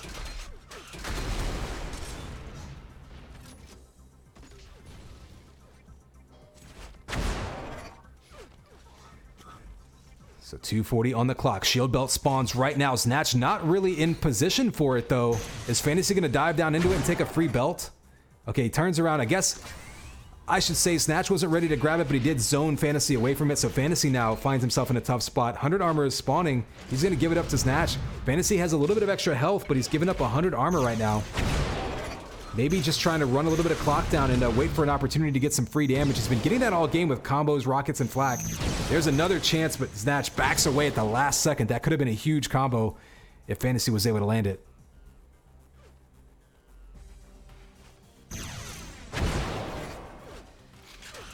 Rockets on top, coming down. Ooh, gotta be careful there, Snatch. A split second away from rocketing himself in the face. Instead, gets no damage, but there's a couple. He's got him pinned in there, the shock duel back and forth. They're just gonna juggle each other a little bit, but that's gonna leave Snatch an opportunity to back up to that 100 armor. No extra armor for him there, but he is able to deny it. And Fantasy now up a little in front of the shield belt. It's not gonna spawn for another 5 seconds. And the combo to protect himself is so huge. Pins him down in that armor, or in the health area. Now Fantasy's gonna have a chance to grab this bubble, or excuse me, to grab this belt. But there's no bubbles around there. Snatch's gonna jump over there, and the flak boop to the face. Makes him kiss the smiley with 5 HP left. Trying to get him again off the spawn, but dangerous move here by Fantasy's. Only got 20 HP, finally gets up to 55. Snatch is on the run, trying to track him down. You have less than a minute and a half to go. He's got him pretty weak. Can he cut him off? He's only got so many places to go to get back up to 100 HP. Oh, he had a combo potentially lined up there, but didn't quite follow up with it. And Fantasy just on the run, trying to soak up as many resources as he can without making himself, leaving himself open to attack rather. Snatch guesses he's going for the shock. Fantasy doubles back around. Fantasy up to 80 health, slowly building back up. Less than a minute to go. All he has to do is survive. Snatch has to try to decide now if he wants to grab this shield belt or try to track down Fantasy. He's being super quiet. Fantasy grabbing that 50 and getting away. There is a shock shot there by Snatch, but a big rocket there by Fantasy is going to turn him away. Shield belt spawns. Fantasy's timing was just a little bit off. Does Snatch grab this belt now, or does he go for the chase down? I think he's going to grab it. And that's going to be a big decision that took him about 5 seconds. And that's going to allow Fantasy to put some distance. Fantasy, though, doubles back around, goes down the lift. That's a smart move to put that lift between him and his opponent. Doubles back up the lift. That lift right there, backing into the lift, jumping away, could have saved his lead here. We've got 7 seconds left, and Snatch is out of options. All he can do is dive into it. Looking for the air rocks. Hits 2 of them. Needs one more shot. One more shot primary would do it, but Fantasy escapes down into the shield belt area, and that'll do it. As close of a game as you could possibly hope for, with these two teams drawing even after 7 weeks, after 4 matches, after 2 maps into this last duel, and All-Stars secures the win in UTPL Season 1.